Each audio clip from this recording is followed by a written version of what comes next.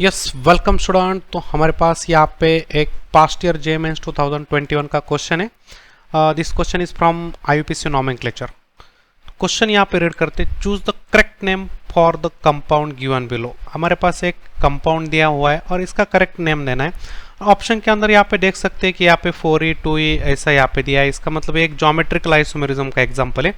तो geometrical isomerism के लिए यहाँ पे आपको एक कंडीशन देके रखी, यहाँ पे देख सकते हैं कि ये एक जो कंडीशन है एक डबल बॉन्डेड है। तो डबल बॉन्ड को यहाँ पे आपको देखना है क्या कि टू डिफरेंट ग्रुप कनेक्ट होना जरूरी है। तो यहाँ पे देख सकते हैं कि टू डिफरेंट ग्रुप भी है। पहले तो इस कंपाउंड के अंदर हम क्या करेंगे, इसका नंबरिंग करेंगे कि नंबरिंग करना कहाँ से। देख सकते हैं अभी यहाँ पे कि डबल बॉन्ड यहाँ पे 2 नंबर पे, 1 नंबर पे है, 2 नंबर पे डबल बॉन्ड है, 3 नंबर पे ये 4 नंबर का कार्बन, एक 5 नंबर का कार्बन, एक 6 नंबर का कार्बन। तो यहाँ पे आपको एक हेक्सेन वाली केस दिख रही है, हेक्स। तो वर्ड रूट आपको यहाँ पे क्या दिख रहा है, हेक्स दिख रहा है, मतलब 6 कार्बन का यहाँ पे कंपाउंड है। दूसरी बात यहाँ पे हम क्या करेंगे, नंबरिंग एक दूसरा रूट भी यहाँ पे देखेंगे। नंबरिंग यहाँ से करेंगे 1 2 3 4 5 और 6। तो यहाँ पे कौन सा रूट यहाँ पे देखेंगे, देखो यहाँ से जाएंगे रेड वाले से तो यहाँ पे 2 नंबर पे ट्रिपल बॉन्ड आ रहा है, और ब्लू वाली लाइन से जाएंगे तो 2 नंबर पे डबल बॉन्ड आ रहा है। तो यहाँ पे यदि डबल बॉन्ड और ट्रिपल बॉन्ड का नंबरिंग सेम आ रहा है तो आपको डबल बॉन्ड को क्या करना है, डबल बॉन्ड को प्रायोरिटी पे लेना है। डबल बॉन्ड का नंबर और ट्रिपल बॉन्ड का नंबर यदि सेम है, ट्रिपल बॉन्ड का नंबर और डबल बॉन्ड का नंबर क्या है, ट्रिपल बॉन्ड का नंबर सेम है, तो यहाँ पे आपको डबल बॉन्ड को क्या करना है, प्रायोरिटी देना है। यहाँ पे नंबर, यहाँ पे क्या है, नंबर सेम है। तो पॉइंट नंबर 1 ये ध्यान में रखना है कि डबल बॉन्ड को प्रायोरिटी कब देना है। तो यहाँ पे देख सकते हैं कि या तो ये हो गया हमारा यहाँ पे कि कौन से किसको यहाँ पे प्रायोरिटी देना है। तो चलो अभी ये रेड वाला जो रूट है उसको हम यहाँ पे इरेज करेंगे। दूसरी बात, यहाँ पे 2 नंबर पे और 3 नंबर पे आपको एक डबल बॉन्ड मिल रहा है, समझ रहे ना। तो उसके बाद हम क्या करेंगे, इस डबल बॉन्ड को 2 डिफरेंट ग्रुप होना जरूरी है। यहाँ पे देख सकते हैं एक मिथिल ग्रुप है, Ma ग्रुप है, यहाँ पे देख सकते हैं एक Ma ग्रुप है और एक Br ग्रुप है। तो 2 डिफरेंट ग्रुप है डबल बॉन्ड को। यहाँ पे भी देख सकते हैं एक बड़ा वाला ग्रुप है, इधर 1 2 3 4 कार्बन का, और इधर हाइड्रोजन है। तो यहाँ पे मैं हाइड्रोजन भी ड्रॉ कर लेता हूँ ताकि यहाँ पे समझ में आएगा। यहाँ पे डिफरेंट ग्रुप होना जरूरी है। तो यहाँ पे अभी ई और जेड को हम यहाँ पे निकालते, देखो इस मिथिल और Br में प्रायोरिटी सबसे पहले किसको आएगी, यहाँ पे समझते हैं। Br और मिथिल में प्रायोरिटी किसको आएगी, तो ये Br आएगा फर्स्ट नंबर पे, ये मिथिल आएगा आपका सेकंड नंबर पे। तो प्रायोरिटी हमें पता है ना कि प्रायोरिटी जो होती है, प्रायोरिटी ऑर्डर, वो यहाँ पे क्या होती है, on the basis of atomic number, atomic number पे होती है। तो higher is the atomic number, first is the priority. Atomic number ज्यादा है तो प्रायोरिटी पहले रहेगी। तो एटॉमिक नंबर Br का ज्यादा है तो इसको फर्स्ट दिया। मिथिल के एटॉमिक नंबर कम है, मिथिल मतलब कार्बन का ग्रुप है, कार्बन का एटॉमिक नंबर 6 होता है। तो यहाँ पे मिथिल और Br में ये हमारा हो गया 2 नंबर का, कार्बन नंबर 2 का, जहाँ पे डबल बॉन्ड है। उसके बाद यहाँ पे कार्बन नंबर 3 का लिखेंगे। कार्बन नंबर 3 पे कौन कौन कनेक्ट है, यहाँ पे देख सकते हैं इतना बड़ा सारा ग्रुप है। तो यहाँ पे देख सकते हैं बड़ा ग्रुप है, कार्बन का एटॉमिक नंबर 6, और उसके बाद यहाँ पे हाइड्रोजन है, उसी कार्बन को यहाँ पे 3 नंबर के कार्बन पे यहाँ पे हाइड्रोजन है। तो हाइड्रोजन का एटॉमिक नंबर कम है। चलो अभी यहाँ पे हम क्या करेंगे, तो फिर यहाँ पे इस बड़े वाले ग्रुप को क्या करेंगे, इस बड़े वाले ग्रुप को 1 नंबर देंगे, और इस हाइड्रोजन को क्या करेंगे, 2 नंबर देंगे। तो इसको 1 नंबर दिया हमने, इसको 2 नंबर दिया, जैसे ऊपर यहाँ पे Br को 1 नंबर दिया और मिथिल को 2 नंबर दिया। तो चलो यहाँ पे देखते हैं कि यहाँ पे ये जो मिथिल ग्रुप है ये 2 नंबर का है, यहाँ पे Br 1 नंबर और ये बड़ा ग्रुप 1 नंबर। तो ये अपोजिट हो गया। अपोजिट मतलब क्या हो गया, इसको क्या बोलेंगे, ई बोलेंगे यहाँ पे। तो इसको बोलना है आपको सबसे पहले ई क्यों बोलना है, क्योंकि यहाँ पे 1 नंबर और 1 नंबर अपोजिट है। यहाँ पे 2 नंबर और यहाँ पे 2 नंबर, 2 नंबर मतलब मिथिल, हाँ ये मिथिल सेकंड प्रायोरिटी का, यहाँ पे हाइड्रोजन सेकंड प्रायोरिटी का, ये अपोजिट है, यहाँ पे देख सकते हैं। तो same priority group on opposite side. तो same priority group opposite side पे, तो इसको क्या बोला जाता है, ई बोला जाता है। इसको इन शॉर्ट हम ट्रांस बोल सकते हैं, बट अभी यहाँ पे ट्रांस के टर्म में आंसर नहीं है, तो यहाँ पे ई के टर्म में यहाँ पे, तो सबसे पहले आपको ई को हाईलाइट करना है, यहाँ पे ई देखना है। तो ये ई कितने नंबर पे आ रहा है, तो ई का नंबर मिनिमम आ रहा है 2, तो यहाँ पे बोलेंगे 2e, समझ रहे ना। तो यहाँ पे सबसे पहले आपको यहाँ पे 2e लिखना है। तो 2e यहाँ पे कहाँ पे जा रहा है, ऑप्शन बी और ऑप्शन सी में। उसके बाद यहाँ पे आपको क्या जाएगा, देखो उसके बाद यहाँ पे जाएगा 2 नंबर पे बी आ रहे, तो यहाँ पे आपको लिखना है 2 ब्रोमो, समझ रहे ना। उसके बाद यहाँ पे वर्ड रूट कितने कार्बन का वर्ड रूट है, तो यहाँ पे 6 कार्बन का है, तो यहाँ पे लिखो हेक्स। यहाँ पे आपको लिखना क्या है, 2 नंबर पे डबल बॉन्ड है, 2 नंबर पे डबल बॉन्ड है। उसके बाद यहाँ पे क्या लिखना है आपको, यहाँ पे आपको 4 नंबर पे क्या है, 4 नंबर पे आपको ट्रिपल बॉन्ड है, मतलब वाई नहीं लिखना है। तो ये हो गया हमारा नॉमेनक्लेचर। तो यहाँ पे ऑप्शन सी के अंदर ही आपको दिखाई दे रहा है 2e 2 ब्रोमो हेक्स 2 इन 4 वायनी। आप understand the explanation, thank you. Yes, welcome student. तो हमारे पास यहाँ पे basic concept of organic chemistry का एक JMANS 2021 का एक पास्ट ईयर का क्वेश्चन है। क्वेश्चन कुछ इस तरह से, compound which will show significant intermolecular hydrogen bonding। intermolecular hydrogen bonding, intermolecular hydrogen bonding का मतलब क्या होता है, यहाँ पे आपके मॉलिक्यूल के अंदर बॉन्डिंग है। यहाँ पे एक मॉलिक्यूल है और यहाँ पे एक मॉलिक्यूल है, तो मॉलिक्यूल के बीच यहाँ पे आपकी क्या हो रही है, हाइड्रोजन बॉन्डिंग हो रही है। तो इसको बोला जाता है इंटरमॉलिक्यूलर हाइड्रोजन बॉन्डिंग, मतलब 2 अलग मॉलिक्यूल है। तो यहाँ पे देख सकते हैं कि पहला जो स्ट्रक्चर है यहाँ पे देख सकते हैं, तो ये पहले ए के अंदर देख सकते हैं, यहाँ पे ऑक्सीजन जो है वो पार्शियल नेगेटिव है। यहाँ पे देख सकते हैं ऑक्सीजन के ऊपर क्या है, पार्शियल नेगेटिव चार्ज है, और यहाँ पे जो ऊपर ये हाइड्रोजन है इसके ऊपर पार्शियल पॉजिटिव चार्ज। तो यहाँ पे देख सकते हैं इसके ऊपर यदि पार्शियल पॉजिटिव चार्ज है, तो फिर ये क्या करेगा, उसी मॉलिक्यूल के इस पार्शियल नेगेटिव के साथ, यहाँ पे भी पार्शियल नेगेटिव, तो इसके साथ वो क्या करेगा, एक फिजिकल इंटरेक्शन करेगा। मतलब यहाँ पे क्या हो रहा है, एक ही मॉलिक्यूल के अंदर एक मोर इलेक्ट्रोनेगेटिव है और दूसरा हाइड्रोजन जो यहाँ पे मोर इलेक्ट्रोनेगेटिव को कनेक्ट है और उसके ऊपर पार्शियल पॉजिटिव चार्ज है। तो यहाँ पे आपकी इंट्रामॉलिक्यूलर हाइड्रोजन बॉन्डिंग होगी, इंट्रामॉलिक्यूलर। तो पहले के अंदर हो गई तो इंट्रामॉलिक्यूलर। तो चलो अभी यहाँ पे ए तो निकल गया हमारा, अभी बी यहाँ पे ड्रॉ करते देखो। तो इस बी के अंदर देख सकते हैं यहाँ पे तो 2 हाइड्रोजन है कि जो मोर इलेक्ट्रोनेगेटिव के, तो ये तो एक ये हो गया और दूसरा ये हो गया। अभी ये जो हाइड्रोजन है कि जिसके ऊपर यहाँ पे पार्शियल पॉजिटिव चार्ज है, पार्शियल पॉजिटिव चार्ज तो है, बट ये किसी भी मोर इलेक्ट्रोनेगेटिव के एडजेसेंट नहीं है। यहाँ पे देख सकते हैं कि यहाँ पे ना तो ये इधर कोई मोर इलेक्ट्रोनेगेटिव है, ना तो इधर के साइड पे, ना तो ये हाइड्रोजन इसके कोई क्लोज कांटेक्ट में, ना तो ये हाइड्रोजन किसी नेगेटिव के कांटेक्ट में। तो ये मॉलिक्यूल इसी मॉलिक्यूल के साथ इंटरेक्शन बिल्कुल नहीं बनाएगा। तो फिर ये क्या करेगा, इसके आसपास, इसके आजू बाजू में बहुत सारे मॉलिक्यूल होंगे इसकी तरह, तो उसके साथ वो ऐसे इंटरेक्शन करेगा। सेम यहाँ पे भी ये हाइड्रोजन देखेंगे, तो इसके ऊपर कौन सा चार्ज आ चुका है, यहाँ पे पार्शियल प्लस आ चुका है, यहाँ पे भी पार्शियल प्लस आ चुका है। तो अभी ये पार्शियल प्लस क्या करेगा, यहाँ पे देख सकते हैं दूसरा मॉलिक्यूल, ये जो पहला मॉलिक्यूल, ये फर्स्ट मॉलिक्यूल, यहाँ पे देख सकते हैं this is the first molecule, and यहाँ पे ये सेकंड मॉलिक्यूल। तो ऐसे बहुत सारे मॉलिक्यूल यहाँ पे देख सकते हैं, इसको फर्स्ट बोलेंगे और इसको सेकंड बोलेंगे। तो यहाँ पे फर्स्ट मॉलिक्यूल का ये नेगेटिव पार्ट और सेकंड मॉलिक्यूल का ये पार्शियल पॉजिटिव चार्ज, यहाँ पे इनके बीच क्या बनेगा, यहाँ पे देख सकते हैं ये एक इंटरेक्शन बनेगा, ये एक इंटरेक्शन बन गया। तो इस इंटरेक्शन को क्या बोला जाता है, intermolecular hydrogen bonding, intermolecular H bonding क्या बोला जाएगा, इंटरमॉलिक्यूलर हाइड्रोजन बॉन्डिंग। तो ये इसके अंदर रहेंगे इंटरमॉलिक्यूलर हाइड्रोजन बॉन्डिंग। तो यहाँ पे ये तो हमारा हो गया आंसर। अभी यहाँ पे सी चेक करते हैं, तो इस सी के अंदर देख सकते हैं यहाँ पे तो हाइड्रोजन तो बिल्कुल है, यहाँ पे जो मोर इलेक्ट्रोनेगेटिव को कनेक्ट है, देख सकते हैं इसके ऊपर पार्शियल पॉजिटिव चार्ज तो बिल्कुल है, कोई दिक्कत वाली बात नहीं है। बट ये दूसरे मॉलिक्यूल को यदि हम ड्रॉ करें तो यहाँ पे इसके साथ कोई इंटरेक्शन नहीं करेगा। तो यहाँ पे देख सकते हैं कि ये 2 मॉलिक्यूल के बीच हाइड्रोजन बॉन्डिंग बनेगी क्या। तो सबसे पहले यहाँ पे ये समझना होगा कि यहाँ पे इस 2 मॉलिक्यूल के बीच एक अच्छा खासा स्टेरिक, ये जो ग्रुप है वो एक नॉन पोलर पार्ट है, यहाँ पे एक बल्कि ग्रुप है, एक बल्कि ग्रुप है, दिस इज द बल्कि ग्रुप, एक बहुत बड़ा ग्रुप है। तो यहाँ पे इस बड़े ग्रुप के कारण यहाँ पे उस बड़े ग्रुप के नीचे ये जो OH ग्रुप है वो यहाँ पे क्या हो जाएगा, छिप जाएगा।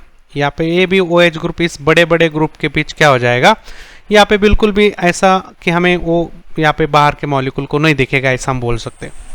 तो इसको बोला जाता है स्टेरिक हिंड्रेंस। तो इसको बोला जाएगा क्या, स्टेरिक हिंड्रेंस। इसको बोला जाता है यहाँ पे due to steric hindrance, steric hindrance. यहाँ पे hydrogen bonding, intermolecular hydrogen bonding, intermolecular hydrogen bonding not possible, not possible. Point clear हो चुका है। तो यहाँ पे दोनों के बीच कोई हाइड्रोजन बॉन्डिंग नहीं रहेगी। तो I understand explanation, thank you. Yes, welcome student. तो यहाँ पे एक जे मेंस का क्वेश्चन है 2021 के अंदर, नॉमेनक्लेचर का क्वेश्चन है, आईयूपीएसी नॉमेनक्लेचर का क्वेश्चन कुछ इस तरह से देखो। नंबर ऑफ स्टेरियो आइसोमेरिज्म, हमें यहाँ पे स्टेरियो आइसोमेरिज्म का नंबर पूछा है और कौन सा मॉलिक्यूल दिया है, 1,2-डाइमिथिल साइक्लोप्रोपेन। चलो अभी इस मॉलिक्यूल को ड्रॉ करते हैं सबसे पहले। तो साइक्लोप्रोपेन का मतलब यहाँ पे है कि 3 कार्बन का कंपाउंड है कि जो साइक्लिक है, समझ रहे ना। तो ये हो गया साइक्लोप्रोपेन। 2 नंबर पे, 1 नंबर पे यहाँ पे आपको मिथिल लगाना है। तो यहाँ पे आप लगा सकते हैं, इधर एक, यहाँ पे एक मिथिल ग्रुप है, यहाँ पे एक CH3 लगाना और यहाँ पे एक CH3 लगाना। यहाँ पे देख सकते हैं इधर एक CH3। तो यहाँ पे आपका हाइड्रोजन भी यहाँ पे है, हाइड्रोजन भी है। तो चलो अभी इसको यहाँ पे दिखाते हैं। तो यहाँ पे देख सकते हैं कि यहाँ पे ये जो मिथिल ग्रुप है, देख सकते हैं यहाँ पे ये जो मिथिल ग्रुप है, ये दोनों मिथिल ग्रुप यहाँ पे क्या है, सेम साइड पे। तो ये एक हो गया, दोनों मिथिल ग्रुप सेम साइड पे। और यहाँ पे दूसरी केस में क्या बोल सकते हैं, दोनों मिथिल ग्रुप यहाँ पे अपोजिट डाल दिया। तो यहाँ पे इसका मिरर इमेज ये हो जाएगा। तो यहाँ पे देख सकते हैं इसका मिरर इमेज ये हो जाएगा। तो इसका मिरर इमेज ये हो जाएगा और ये आपस में क्या है, स्टेरियोकेमिस्ट्री इनका, यहाँ पे जो स्टेरियो आइसोमरिज्म है, ये दोनों भी ये जो है इनांशोमर्स इसको बोला जाता है। यहाँ पे दिस टू आर क्या रहे, इनांशोमर्स, ऑप्टिकल एक्टिव यहाँ पे कंपाउंड है। तो यहाँ पे 1 हो गया, यहाँ पे 2 हो गया। इसका ऑप्टिकल मतलब ये एक हमारा दाएं हाथ, एक बाएं हाथ। तो दिखने में तो सही लगते हैं बट दोनों अपोजिट है, देख सकते हैं यहाँ पे दोनों अपोजिट है। तो यहाँ पे ये 1 हो गया, यहाँ पे ये क्या हो गया, सेकंड हो गया, और ये क्या हो गया, थर्ड हो गया। तो यहाँ पे आपको टोटल कितने मिलेंगे, 3 मिलेंगे। यहाँ पे स्टेरियो आइसोमर कितने मिलेंगे, यहाँ पे 3 मिलेंगे। तो यहाँ पे आंसर क्या आएगा हमारा, option number D is the correct answer. I have understand the explanation, thank you. Yes, welcome student. तो हमारे पास यहाँ पे एक जे मेंस 2021 का क्वेश्चन है, पास्ट ईयर का ऑर्गेनिक केमिस्ट्री का क्वेश्चन है, यहाँ पे GOC का। चलो यहाँ पे क्वेश्चन सॉल्व करते हैं। Which one of the following compound is not aromatic. तो अभी देखो एरोमेटिक, यहाँ पे नॉट एरोमेटिक है। तो पहले तो एरोमेटिक को पता करना बहुत जरूरी है। तो एरोमेटिक की कंडीशन क्या होती है, एरोमेटिक को यहाँ पे सबसे पहले समझते हैं। एरोमेटिक के अंदर क्या होता है, ओकेल रूल को फॉलो करना पड़ता है, ओकेल रूल्स। तो ओकेल रूल क्या होता है, ओकेल रूल ऐसा होता है यहाँ पे। तो यहाँ पे 4n+2 = पाई इलेक्ट्रॉन होते हैं। यहाँ पे n का वैल्यू यहाँ पे 0, 1, 2, 3 कुछ भी ले सकते हैं, ठीक है।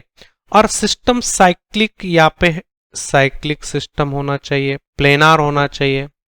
और प्लेनार होने के लिए आपको हर एक कार्बन का, हर एक एटम का हाइब्रिडाइजेशन sp2 होना बहुत जरूरी है। तो चलो अभी यहाँ पे देखते हैं। ये जो पहला कंपाउंड देखो sp2 sp2 sp2 sp2 sp2 sp2 sp2, तो ये तो हो गया आपका क्या, पूरा sp2 एक प्लेन के अंदर। अभी पाई इलेक्ट्रॉन यहाँ पे देखते हैं, पाई इलेक्ट्रॉन कितना, n की वैल्यू यदि 1 पुट करे तो यहाँ पे आपको कितना आएगा, 4 × 1, 4 + 2 6। तो यहाँ पे आपके आ रहे हैं 6 इलेक्ट्रॉन। तो ये तो फॉलो कर रहा है, ये तो हुकेल रूल को फॉलो कर रहा है। तो ये हो गया आपका एरोमेटिक। तो ऑप्शन नंबर 1 ये हो गया आपका एरोमेटिक। चलो सेकंड ऑप्शन देखते भी। यहाँ पे देखो sp2 यहाँ पे ये जो निगेटिव चार्ज है ये डीलोकलाइजेशन के अंदर है, डीलोकलाइजेशन। जो भी चार्ज यहाँ पे डीलोकलाइजेशन के अंदर होता है वो यहाँ पे आपका sp2, यहाँ पे डीलोकलाइजेशन के अंदर जाएगा तो यहाँ पे पाई बॉन्ड बनाएगा, पाई बॉन्ड बनाएगा तो यहाँ पे आपका sp2 हाइब्रिडाइजेशन हो जाएगा। तो sp2 हाइब्रिडाइजेशन हो गया। तो यहाँ पे बात आपको क्लियर करना है। तो आपको दिखेगा तो ये sp3, बट वो sp3 नहीं है, because this negative charge on delocalization, एक नेगेटिव लोन पेयर ही है। तो यहाँ पे इसके अंदर देखो ये 2 इलेक्ट्रॉन, ये पाई के 2 और ये पाई का 2, टोटल हो गए 6 इलेक्ट्रॉन। तो यहाँ पे भी हम n की वैल्यू यदि पुट करेंगे, n की वैल्यू यहाँ पे 1 पुट करेंगे तो कितना आएगा स्टूडेंट, देखो n की वैल्यू 1 पुट करो, इलेक्ट्रॉन कितने आएंगे 6, तो ये भी हो गया एरोमेटिक। बात क्लियर, पॉइंट क्लियर स्टूडेंट। चलो अभी यहाँ पे तीसरा देखते हैं। अभी यहाँ पे ये जो कंपाउंड है तो ये देख सकते हैं साइक्लो ऑक्टाटेट्राइन। तो इसके अंदर ये जो कंपाउंड दिख रहा है, देखो पाई बॉन्ड, यहाँ पे हर एक कार्बन का हाइब्रिडाइजेशन तो sp2 है, समझ रहे ना।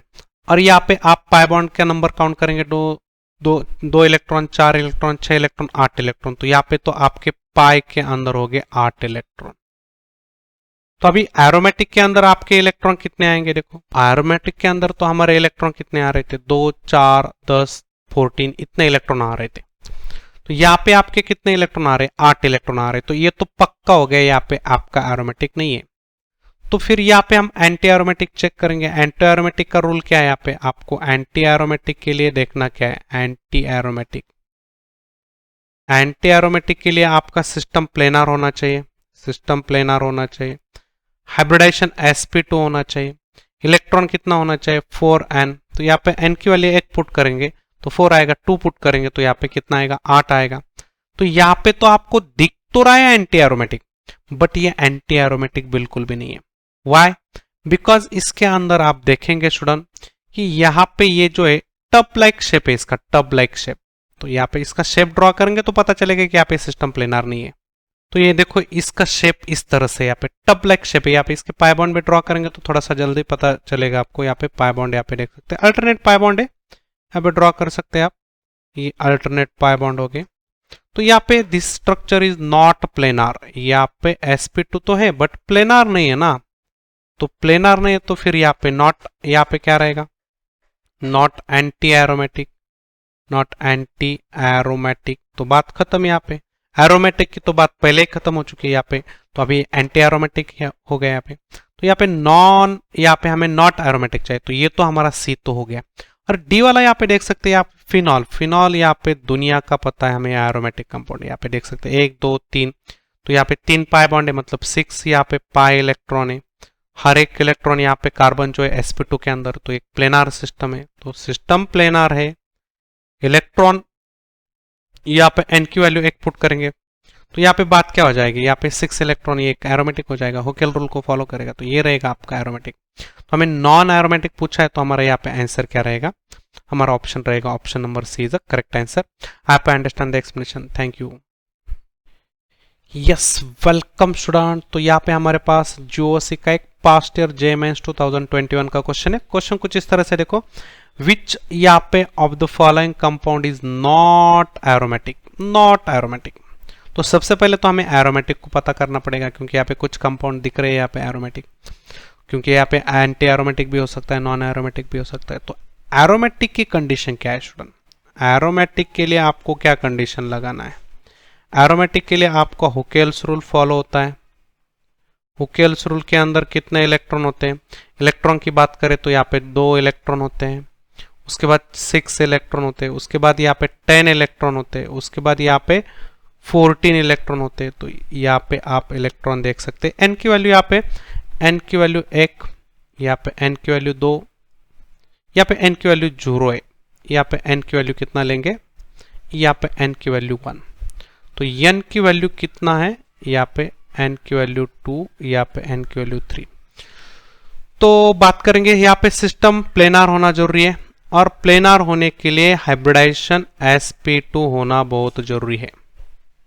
तो इतनी तो बात यहाँ पे होना बहुत इंपॉर्टेंट है एरोमेटिक होने के लिए। तो यहाँ पे ऑप्शन नंबर 1 के अंदर जाएंगे, देखो यहाँ पे sp2 sp2 sp2 sp2 sp2 sp2 sp2, तो यहाँ पे सब कार्बन का, यहाँ पे देख सकते हैं कि all carbon are sp2 hybridise, सबके सब कार्बन यहाँ पे sp2 हाइब्रिडाइज है। तो सिस्टम यहाँ पे प्लेनार है, पॉइंट नंबर 1 यहाँ पे सिस्टम प्लेनार है, sp2 हाइब्रिडाइजेशन है। तीसरा बात यहाँ पे कि यहाँ पे इलेक्ट्रॉन कितने, 2, 2, 4, 2, 6 पाई इलेक्ट्रॉन, यहाँ पे 6 पाई इलेक्ट्रॉन है। यहाँ पे n की वैल्यू कितना पुट करेंगे, यहाँ पे n की वैल्यू 1 पुट करना पड़ेगा। यहाँ पे n की वैल्यू कितना पुट करना है, रिंग का नंबर यहाँ पे जनरली डाला जाता है, तो यहाँ पे n की वैल्यू एक पुट करेंगे तो यहाँ पे देखो हुकेल्स रूल हमारा क्या है 4n प्लस 1 यहाँ पे is equal to pi electron होता है। तो यहाँ पे 4n प्लस यहाँ पे 2 होता है 4n प्लस 2। तो यहाँ पे n की वैल्यू एक पुट करेंगे तो यहाँ पे 4 हो जाएगा, 4 प्लस 2 यहाँ पे 6 हो जाएगा, तो 6 पाई इलेक्ट्रॉन हो जाएगा यहाँ पे। तो यहाँ पे ये जो कंपाउंड है यहाँ पे आपको ये कंपाउंड कैसे दिख रहा है, यहाँ पे कंप्लीट एरोमेटिक कंपाउंड दिख रहा है। तो चलो अभी यहाँ पे एरोमेटिक तो ये तो निकल गया। सेकंड यहाँ पे देख सकते हैं कि पाई कॉन्जुगेशन में ये नेगेटिव चार्ज कॉन्जुगेशन में ये नेगेटिव चार्ज यहाँ पे क्या है कॉन्जुगेशन में क्या पे negative charge single bond double bond single bond double bond single bond. इसका मतलब ये तो आपको दिख रहा है sp3, बट ये sp3 बिल्कुल भी नहीं है यहाँ पे sp2, क्योंकि यहाँ पे कॉन्जुगेशन के अंदर आपको पता चलेगा ये नेगेटिव चार्ज यहाँ पे आपको क्या बना रहा है, एक डबल बॉन्ड बना रहा है। तो यहाँ पे एक डबल बॉन्ड बनाएगा, समझ रहे ना। तो ये पाई बॉन्ड यहाँ पे जाएगा तो यहाँ पे डबल बॉन्ड बनेगा, तो फिर यहाँ पे इस तरह से दिखेगा। फिर ये नेगेटिव चार्ज यहाँ पे जाएगा, इसका मतलब ये नेगेटिव चार्ज आपका एक क्या है sp2 हाइब्रिडाइज है। तो यहाँ पे इसका मतलब ये नेगेटिव चार्ज का 2 इलेक्ट्रॉन और ये पाई बॉन्ड के 2 2 4 और ये 2 6, तो ये 2 2 4 और ये पाई बॉन्ड बनाएगा नेगेटिव चार्ज। यहाँ पे टोटल हो गए कितने इलेक्ट्रॉन 6 यहाँ पे पाई इलेक्ट्रॉन है। तो n की वैल्यू यहाँ पे कितना पुट करेंगे 1 पुट करेंगे। Point clear. तो यहाँ पे सिस्टम भी यहाँ पे sp2, इसका मतलब ये भी sp2 sp2 sp2 sp2, तो यहाँ पे आपको दिख रहा है sp2 हाइब्रिडाइजेशन एक प्लेनार सिस्टम है। तो चलो यहाँ पे ये हो गया प्लेनर, तो पूरा का पूरा क्राइटेरिया यहाँ पे सेटिस्फाई हो रहा है यहाँ पे एरोमेटिक का। तो बी तो यहाँ पे आपका आ गया एरोमेटिक। चलो बात यहाँ पे खत्म। सी यहाँ पे देख सकते हैं यहाँ पे एक 8 कार्बन का एक साइक्लिक मेंबर्ड रिंग है। तो इसका नाम यहाँ पे कुछ इस तरह से नाम है साइक्लोऑक्टेट्रेट्रिन। तो इसके अंदर तो यहाँ पे देख सकते हैं कि यहाँ पे पाई इलेक्ट्रॉन की बात करें तो 8 पाई इलेक्ट्रॉन दिख रहे। एरोमेटिक तो बिल्कुल नहीं दिख रहा है, क्योंकि एरोमेटिक के अंदर तो 8 इलेक्ट्रॉन कभी होते ही नहीं। तो ये जो बात है यहाँ पे देख सकते हैं ये एंटी एरोमेटिक है क्या, चेक करेंगे एंटी एरोमेटिक, क्योंकि एंटी एरोमेटिक के अंदर यहाँ पे रूल ऐसा होता है सिस्टम प्लेनार होना चाहिए, sp2 हाइब्रिडाइजेशन होना है और यहाँ पे आपके 4n is equal to pi electron होना है। तो यहाँ पे आप देख सकते हैं कि n की वैल्यू यदि हम 1 पुट करें तो यहाँ पे पाई इलेक्ट्रॉन 4 आएंगे, और 2 पुट करेंगे तो यहाँ पे आपको देखो n की वैल्यू 2 पुट करेंगे तो यहाँ पे आपके कितने हो जाएंगे 8 पाई इलेक्ट्रॉन होंगे। तो दिख तो रहा है आपको anti aromatic, but this compound is not anti aromatic. पे ये कंपाउंड जो है वो एरोमेटिक भी यहाँ पे नहीं है। तो एरोमेटिक तो बिल्कुल नहीं है, एंटी एरोमेटिक भी यहाँ पे बिल्कुल नहीं है। एंटी एरोमेटिक क्यों नहीं है, बिकॉज यहाँ पे नॉन प्लेनार सिस्टम है, non planar system, non planar. तो इसका शेप यहाँ पे आप ड्रॉ करेंगे तो टब जो होता है ना, टब पानी का टब, तो टब लाइक शेप होता है। तो यहाँ पे देख सकते हैं एक टब लाइक शेप है, यहाँ पे पाई बॉन्ड यहाँ पे ड्रॉ कर सकते हैं हम। यहाँ पे अल्टरनेट पाई बॉन्ड यहाँ पे है, तो यहाँ पे कुछ इस तरह से सिस्टम दिखेगा ऐसा। तो एक टब लाइक शेप हो गया यहाँ पे, टब लाइक शेप हो गया। और इसका यहाँ पे नॉन प्लेनार है, यहाँ पे नॉन प्लेनार, तो यहाँ पे ये तो हो गया नॉन प्लेनार। तो एंटी एरोमेटिक की बात यहाँ पे बिल्कुल भी नहीं है, एरोमेटिक की भी बात नहीं है। यहाँ पे बात करेंगे एक ये होता है नॉन एरोमेटिक।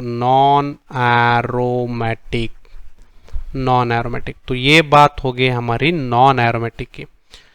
तो तीसरा नॉन एरोमेटिक बोल सकते हैं। और लास्ट वाला जो है, लास्ट वाला इसको देख सकते हैं, देखो ये फिनॉल है। तो ये दुनिया का पता है अभी, ये फिनॉल है। फिनॉल तो यहाँ पे क्या होता है, एरोमेटिक होता है। क्यों एरोमेटिक होता है, यहाँ पे बेंजीन रिंग है, बेंजीन के अंदर यहाँ पे आपका है क्या पाई इलेक्ट्रॉन की बात करें तो यहाँ पे 6 पाई इलेक्ट्रॉन है। n की वैल्यू यहाँ पे 1 पुट करेंगे तो यहाँ पे हुकेल्स रूल पूरे के पूरे कार्बन sp2 हाइब्रिडाइज है। तो हुकेल्स रूल को यहाँ पे वो क्या कर रहा है, कंप्लीट फॉलो कर रहा है। तो ये आएगा आपका एक क्या एरोमेटिक कंपाउंड। तो ये हो गया आपका एरोमेटिक। तो हमें पूछा है क्या है, नॉट एरोमेटिक। तो ऑप्शन यहाँ पे सी के अंदर क्या आएगा, हमारा आंसर आएगा कि एक नॉट एरोमेटिक। आप understand the explanation, thank you. Yes, welcome student. तो हमारे पास यहाँ पे एक ऑर्गेनिक केमिस्ट्री जीओसी का एक क्वेश्चन है, जे मेंस 2021 के अंदर आया हुआ क्वेश्चन है। क्वेश्चन कुछ इस तरह से, given below 2 statement. Statement number 1 ऐसा है कि hyper conjugation is the permanent effect. Hyper conjugation एक परमानेंट इफेक्ट है, बिल्कुल सही है। यहाँ पे 3 इफेक्ट परमानेंट है, एक तो इंडक्टिव इफेक्ट। तो 3 कौन सा, एक इंडक्टिव होता है, एक मेसोमेरिक होता है, उसको हम रेजोनेंस बोलते हैं, और तीसरा होता है हाइपर कंजुगेशन।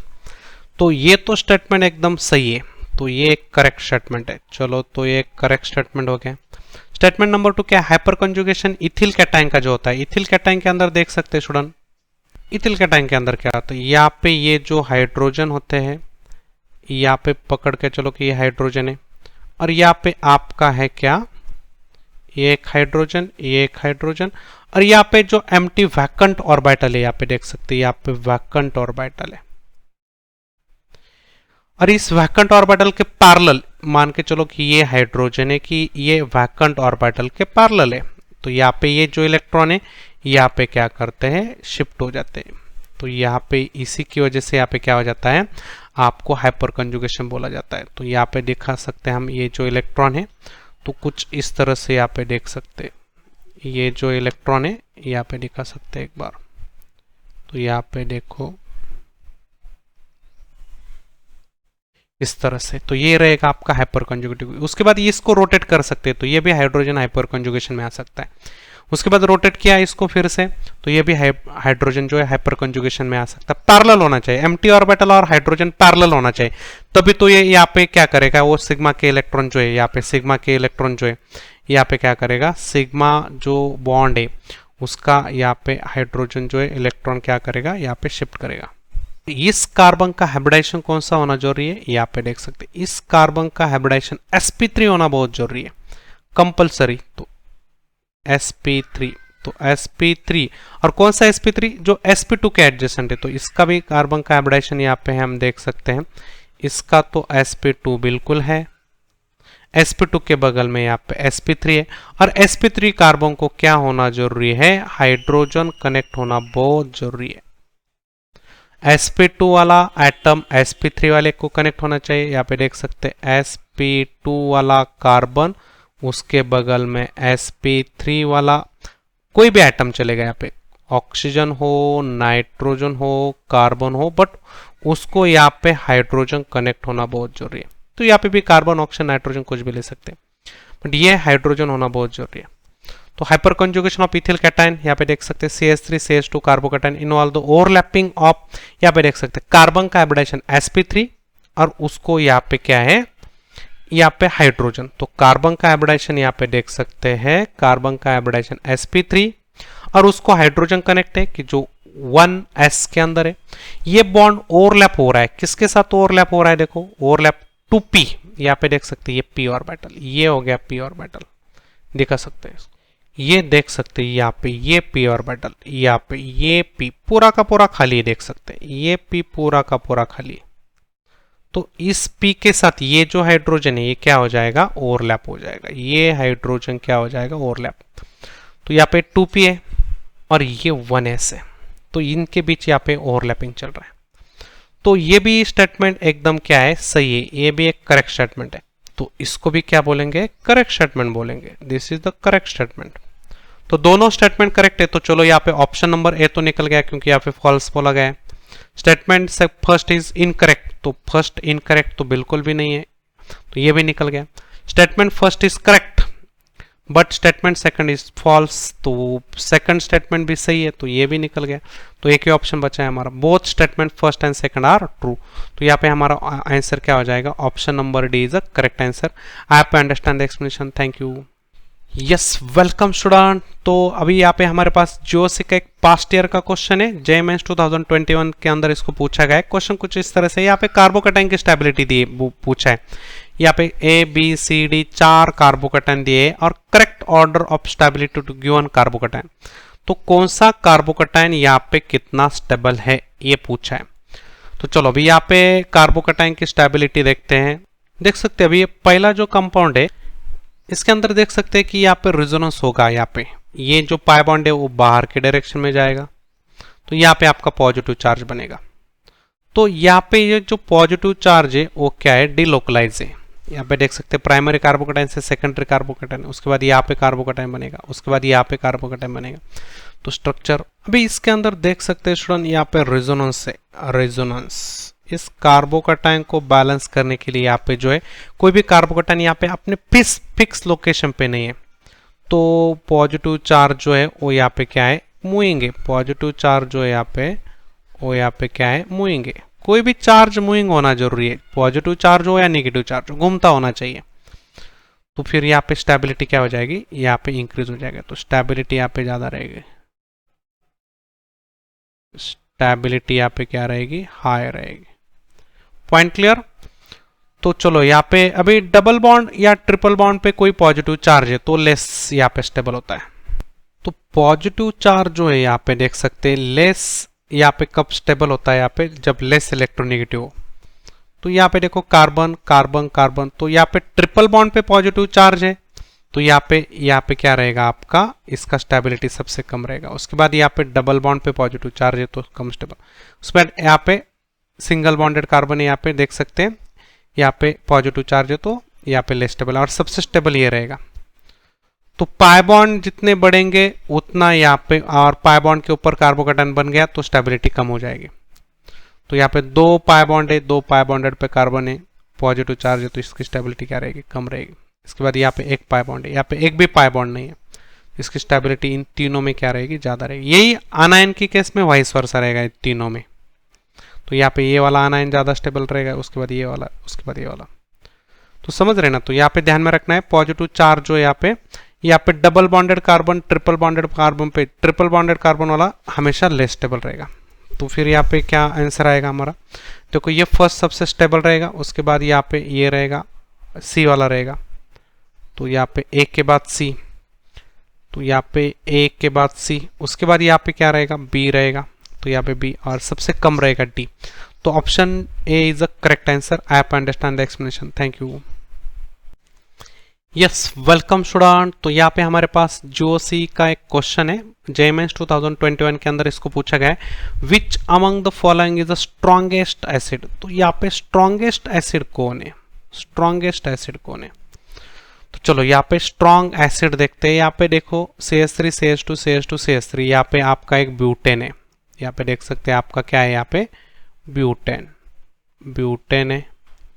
सेकंड केस में यहाँ पे देख सकते हैं कि यहाँ पे CH3, तो CH3 यहाँ पे बोल सकते हैं कि यहाँ पे इसके तीनों जो हाइड्रोजन है यहाँ पे हाइपर कंजुगेशन में, तो यहाँ पे ये जो हाइड्रोजन है ये देख सकते हैं यहाँ पे हाइपर कंजुगेशन में, तो यहाँ पे इधर लिख सकते हैं हाइपर कॉन्जुगेशन। तो पहले वाली केस से सेकंड वाली केस में यहाँ पे एसिडिक नेचर का हाइड्रोजन रहेगा।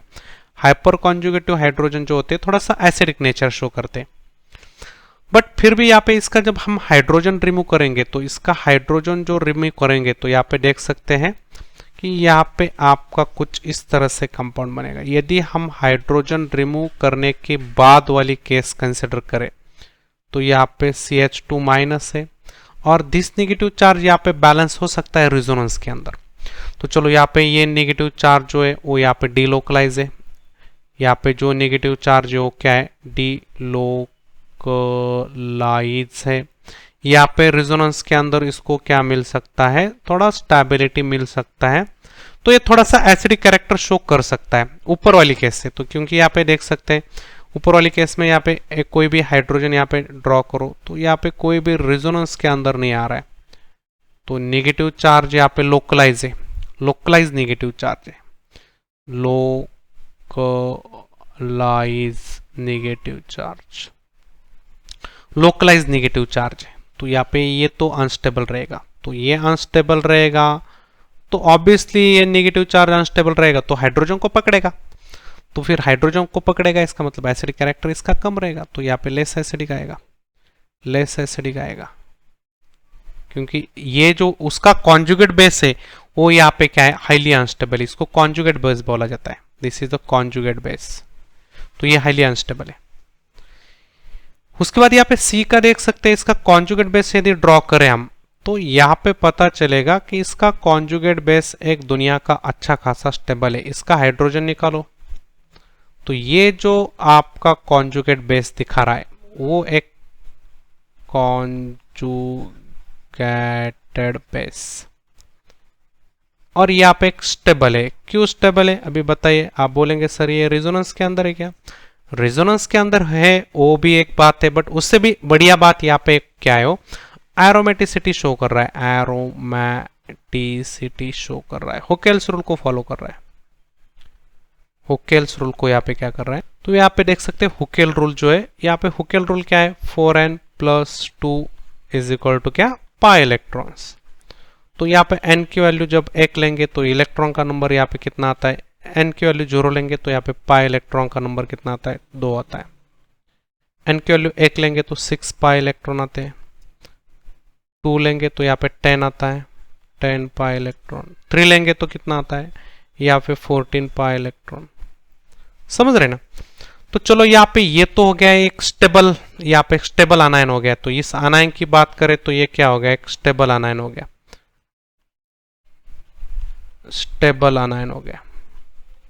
स्टेबल आनायन हो गया तो ये क्या करेगा, H को फ्री करेगा, H को छोड़ देगा। इसका मतलब यहाँ पे ये जो है, यहाँ पे H अपना जल्दी रिलीज कर रहा है, इसका मतलब ये हो जाएगा more acidic,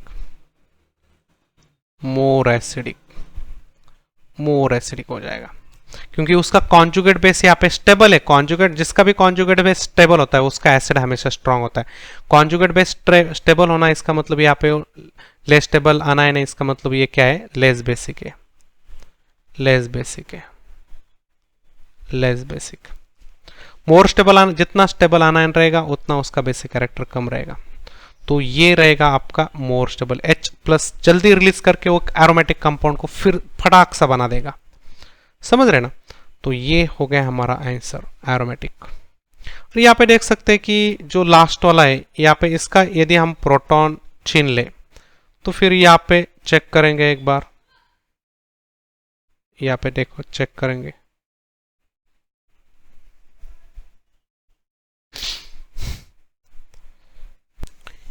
yes welcome student. तो यहाँ पे हमारे पास एक पास्ट ईयर जीओसी का क्वेश्चन है, JEE 2021 के अंदर आया हुआ क्वेश्चन है। क्वेश्चन ऐसा पूछा है कि हमें which among the following is the strongest acid, strong acid कौन सा है। देखो अभी स्ट्रॉन्ग एसिड मतलब यहाँ पे उसने H+ जल्दी से देना चाहिए। तो यहाँ पे यदि ये H+ अपना जल्दी दे दे तो फिर उसका आनायन यहाँ पे क्या होना चाहिए, स्टेबल होना चाहिए। यदि इसको हम बोलते हैं कॉन्जुगेट बेस, तो इसको बोला जाता है कॉन्जुगेटेड बेस। और ये कॉन्जुगेटेड बेस क्या कैसा दिख रहा है, यहाँ पे आनायन ये यहाँ पे लेस स्टेबल दिख रहा है, इसको कोई भी इलेक्ट्रॉन विड्रॉइंग ग्रुप नहीं है, या तो ऊपर से इलेक्ट्रॉन डोनेटिंग है, तो ये लेस स्टेबल रहेगा। ये जो आनायन जो रहेगा वो लेस स्टेबल रहेगा। तो ये लेस स्टेबल आनायन है, तो लेस स्टेबल आनायन। तो जितना आनायन लेस स्टेबल रहेगा उतना इसका बेसिक कैरेक्टर ज्यादा रहेगा। ये जो बेस है ये दुनिया का खतरनाक बेस है। तो यहाँ पे स्टेबिलिटी और बेसिक कैरेक्टर के अंदर क्या रिलेशन है, तो यहाँ पे आनायन की स्टेबिलिटी बेसिक कैरेक्टर को इनवर्सली प्रोपोर्शनल होती है। तो ये स्टेबल यहाँ पे अच्छा स्ट्रॉन्ग यहाँ पे बेस है, अच्छा बेस है, इसका मतलब इसका एसिडिक कैरेक्टर क्या है, ये लेस एसिडिक हो जाएगा। तो इसको क्या बोलेंगे, लेस एसिडिक बोलेंगे। ये हो गया लेस एसिडिक। तो चलो ए तो हो गया लेस एसिडिक। अभी बी का यहाँ पे कंपैरिजन करेंगे। यहाँ पे मिथिल ग्रुप है, मिथिल ग्रुप यहाँ पे क्या शो कर रहा है, यहाँ पे हाइपर कंजुगेशन शो कर रहा है। यहाँ पे देखो हाइपर कंजुगेशन शो, और हाइपर कंजुगेशन के अंदर इसका भी आनायन ड्रॉ करेंगे। देखो इसका आनायन ड्रॉ करेंगे तो पता चलेगा। देखो अभी इसका आनायन यहाँ पे देख सकते हैं डीलोकलाइजेशन के अंदर आएगा। ये जो आनायन है यहाँ पे क्या आएगा, डीलोकलाइजेशन के अंदर आएगा, डीलोकलाइजेशन के अंदर आएगा। तो ये आनायन ऊपर के आनायन से थोड़ा सा क्या रहेगा, ये जो आनायन है ऊपर वाले आनायन से क्या रहेगा, मोर स्टेबल रहेगा। तो ये यहाँ पे मोर स्टेबल हो गया, तो मोर स्टेबल हो गया। तो आनायन मोर स्टेबल है मतलब बेस क्या रहेगा, खाली रहेगा, कम रहेगा। तो ये बेस कम रहेगा तो इसका एसिड क्या रहेगा, इसका एसिड ज्यादा रहेगा। तो ये मोर एसिडिक हो जाएगा, मोर एसिडिक। तो मोर एसिडिक किससे, दैन ए से। तो चलो यहाँ पे बी थोड़ा सा ज्यादा एसिडिक हो गया। तो यहाँ पे हम लिखेंगे क्या, बी ए से ज्यादा एसिडिक है। ठीक है, चलो अभी सी की और डी की बात करें तो स्टूडेंट थोड़ा सा आइडिया और क्लियर हो जाएगा। देखो सी और डी में बहुत पिक्चर क्लियर हो जाएगा।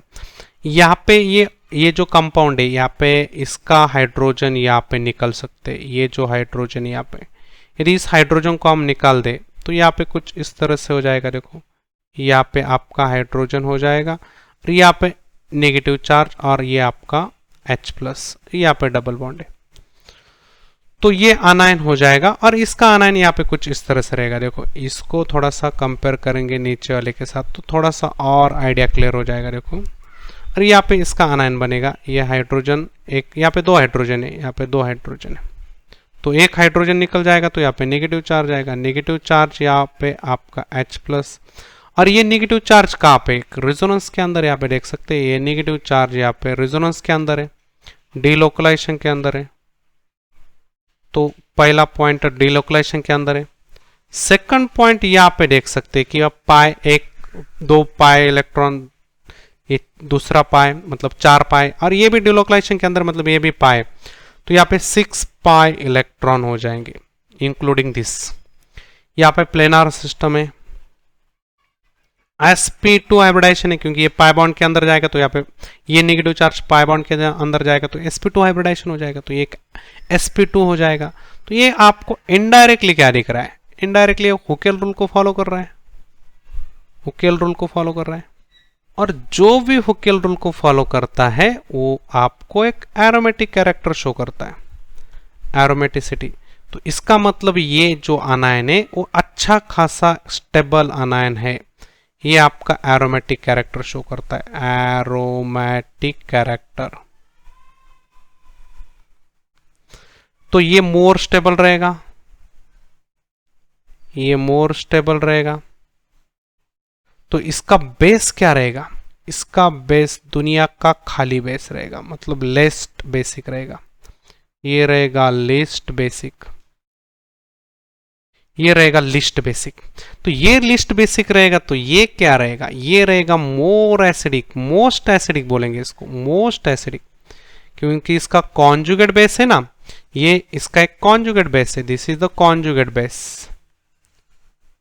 कॉन्जुगेट बेस क्या है, लेस बेसिक है, कॉन्जुगेटेड लेस बेस, स्टेबल है ना, तो फिर इसका एसिड क्या रहेगा, ज्यादा एसिड रहेगा, जल्दी H+ रिलीज करके एरोमेटिक कंपाउंड बनेगा।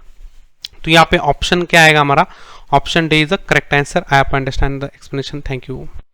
वेलकम स्टूडेंट, तो हमारे पास यहाँ पे एक जीओसी का क्वेश्चन है, पास्ट ईयर JEE मेंस 2021 का। क्वेश्चन कुछ इस तरह से, the correct decreasing order of densities of the following compound. तो डेंसिटी पूछा है यहाँ पे, डेंसिटी सिंपल सा है, डेंसिटी इज इक्वल टू क्या देखना है, मास बाय वॉल्यूम। तो यहाँ पे सब की सब बेंजीन रिंग है, मतलब यहाँ पे आपको एक पता चलेगा कि यहाँ पे पहला ए जो है उससे ज्यादा यहाँ पे थोड़ा सा बी का रहेगा, क्योंकि क्लोरीन का वॉल्यूम बढ़ेगा बट वॉल्यूम से ज्यादा यहाँ पे उसका मास बढ़ रहा है, तो यहाँ पे इसका डेंसिटी ज्यादा रहेगा। तो बी का डेंसिटी यहाँ पे ऑब्वियसली ए के डेंसिटी से क्या रहेगा, ज्यादा रहेगा। उसके बाद यहाँ पे क्लोरीन और एक क्लोरीन आ गया, यहाँ पे 2 क्लोरीन आ गया, तो सी का डेंसिटी। यस वेलकम स्टूडेंट, तो यहाँ पे हमारे पास एक क्वेश्चन है JEE मेंस 2021 का, पास्ट ईयर का क्वेश्चन है जीओसी का। Which one of the following resonating structure is not correct. कौन सा रेजोनेटिंग स्ट्रक्चर है कि जो यहाँ पे करेक्ट नहीं है। तो यहाँ पे देख सकते हैं सब स्ट्रक्चर, यहाँ पे खाली बॉन्ड और चार्ज यहाँ पे अलग अलग एटम पे, वैसे यहाँ पे एटम का नंबर और जो एटम जहाँ पे प्लेस है वहाँ पे देख सकते हैं नाइट्रोजन पे हर जगह पे पॉजिटिव चार्ज है, और हर जगह पे नाइट्रोजन ने कितने बॉन्ड बनाए हुए, 4 बॉन्ड बनाए। इसका मतलब यहाँ पे नाइट्रोजन का ऑक्टेट कंप्लीट है, और यहाँ पे carbon positive charge positive charge positive charge positive charge, और यहाँ पे एक हर एक स्ट्रक्चर के अंदर एक इनकम्प्लीट कार्बन का स्ट्रक्चर दिख रहा है। तो सबसे पहले स्टेबिलिटी रेजोनेटिंग स्ट्रक्चर के अंदर हम ऑक्टेट को पहला देखेंगे। तो ऑक्टेट वाले यहाँ पे कोई दिक्कत वाली बात नहीं है, ऑक्टेट यहाँ पे कार्बन का जो है इनकम्प्लीट है, तो ये बात यहाँ पे इनकम्प्लीटेड। तो ये बात यहाँ पे कॉमन बात है, कॉमन हर एक स्ट्रक्चर के अंदर ये बात आपको दिखाई दे रही है, यहाँ पे भी है, यहाँ पे भी है, यहाँ पे। तो ये वाला फंडा यहाँ पे निकाल देंगे कि हम ऑक्टेट के बेसिस पे स्टेबिलिटी यहाँ पे डिसाइड नहीं कर सकते। उसके बाद यहाँ पे देख सकते हैं कि चार्ज, यहाँ पे 2 पॉजिटिव चार्ज 2 नेगेटिव चार्ज, तो पॉइंट नंबर 1 और पॉइंट नंबर 2 यहाँ पे चार्ज।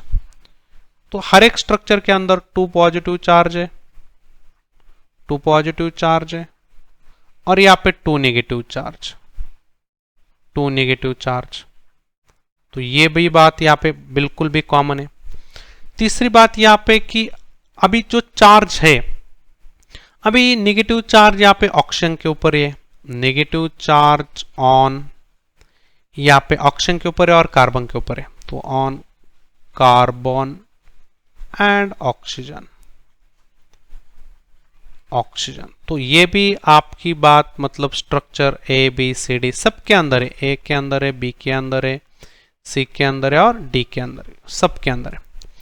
उसके बाद यहाँ पे फोर्थ पॉइंट जो है यहाँ पे देख सकते हैं कि जो यहाँ पे चार्ज है पॉजिटिव पॉजिटिव चार्ज या नेगेटिव नेगेटिव चार्ज, यहाँ पे कोई भी पॉजिटिव पॉजिटिव चार्ज मान के चलो कि यहाँ पे पॉजिटिव पॉजिटिव चार्ज एडजेसेंट है और यहाँ पे नेगेटिव नेगेटिव भी बोल सकते हैं, नेगेटिव नेगेटिव चार्ज यहाँ पे एडजेसेंट नहीं होना है।